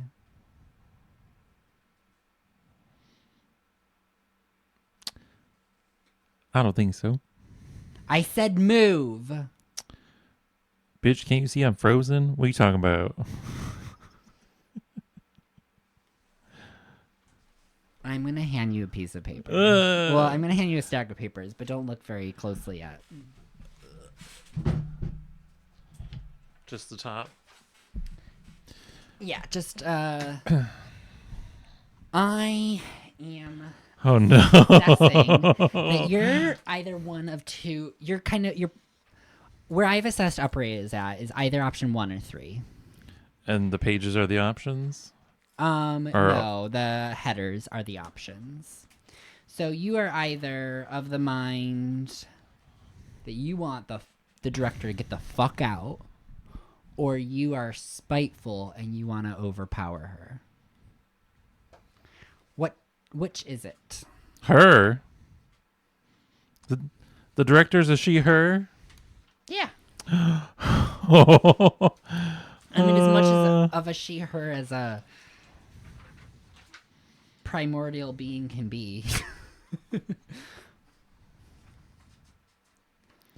Oh my god, this is giving me so much anxiety. What do you want to say to her in retaliation? Move out of the way. No. I told you I won't ask again. I will take what is mine. I'd like to see you try, bitch. All right. I would like you. I'm assuming this is option 3. Overtake? Is that what you want to do? Probably shut them out. You want to just shut them out? Okay. You want to sever the connection. Yeah, I want nothing to do with them. Nothing to do with them. All right, cool. I'm strong enough on my own. All right, make a will check. That is a d20 plus your will, which I have you at 6. All right. Yeah. All right. 18. 18 will do it. That it starts at a DC 10. So now make a corruption save to determine whether or not their voice grows louder. Shit, I left my folder upstairs. Just roll a d20 and then add 5. 18. 18, and you are at moderate corruption level 4. So that is the DC. Holy fuck. So That's high. yeah, you hear the director's voice welling up in anger inside you. But you're able to push it down. Make another will check. The DC is still 10 because you are able to push down her voice. 14. All right, second success. Corruption save as her anger begins to well up inside you again. Natural 1. Natural 1. All right, it becomes booming, overwhelming you with her will. The DC is raised by 5 for your final will check. Fuck. Oh, do I use this The dice? DC of 15. All right, let's... And you do gain a point of corruption, which will put you at 6 corruption. Okay. Oh, come on, dice. Come on, dice. Come on, dice. Hell yeah. Still plus 5 or plus 6? It is plus 6. 24. 24. That is your third and final success that you needed. You only gained 1 corruption in this process, but it is over. The director is with you no more. The corruption, the chaos that had been weighing you down, filling up the pit of your soul, clears. Their voice dissipates. Oh, fuck. Mechanically, you lose access to your soul class abilities permanently. Well, fuck. But turn to page 2. As your soul begins to fill with light, Oh. the darkness of the director had been shrouding her from you. Arcanus's voice begins to sing within you, welling up with joy and love and life. She begins to fill you with energy. Make a will check. DC 15. 18. All right. Make another DC 17. Oh, my God. Aw. That's a failure. 11. Okay. Another against the DC 17. 17. That's a pass in my book. Okay, DC 19. Woo! That's a 24. All right, DC 21. 18. All right, second failure. DC 21 again. Fuck. 16. Go level your character 3 levels. It's pretty damn good. That'll put me at 17. And can you go grab everyone? Yeah. Do that. Time is going to start back up. You've all been ripped out of reality for just a moment. I mean, it really wasn't any time at all here. And you all made some decisions. Unsure what each have done. Yeah. And the battle commences. You see the tentacle, the arm, the staff flailing out of the void tear, slamming into the ground, thrashing about, clawing to get out of the void, make their way through the tear. And then you see colossal chains shoot out through the void tear and wrap themselves around the Titans, pulling them back into the void. And that is where we're going to end today's session. Holy fuck. We all come back down here just to be like, I definitely just missed something. I dissociated for a second. chains. Coming in, Chains. reining them in. Grabbing the things and pulling it back Oh. into the void. Dear intrepid listeners, as we close the curtain on this latest chapter of Shadows of Prophecy, we bid you farewell from the mysterious tapestry of our cosmic tale. Remember, the darkness never sleeps, but our doors are always open for those brave enough to explore. We could not do it without your support. A special thank you to our generous patrons, JCH, Chris B, and Maggie Z, whose unwavering support keeps the candles burning bright here at Goblin Forge. Before we bid you farewell, remember to like, follow, and subscribe to stay updated on our future journeys into the unknown. There is literally only one left, Yeah. so please be here for our finale on the 25th. Oh, yeah. Mhm. Yeah. Yep, Banana Phone. Organic. This playcast is a Goblin Forge production. If you enjoyed what you experienced today, follow us on Instagram at goblin_forge_TTRPG, at goblin_forge on TikTok for who knows how long, or join our Discord Rip. community. Mood. And if you haven't already, be sure to share the mysteries of Shadows of Prophecy with your friends and fellow seekers of the supernatural. Until we meet again, may the mysteries of this world continue to intrigue your mind and awaken your sense of wonder. Stay curious, stay daring, and always embrace the darkness. Bye! Do do do do do do.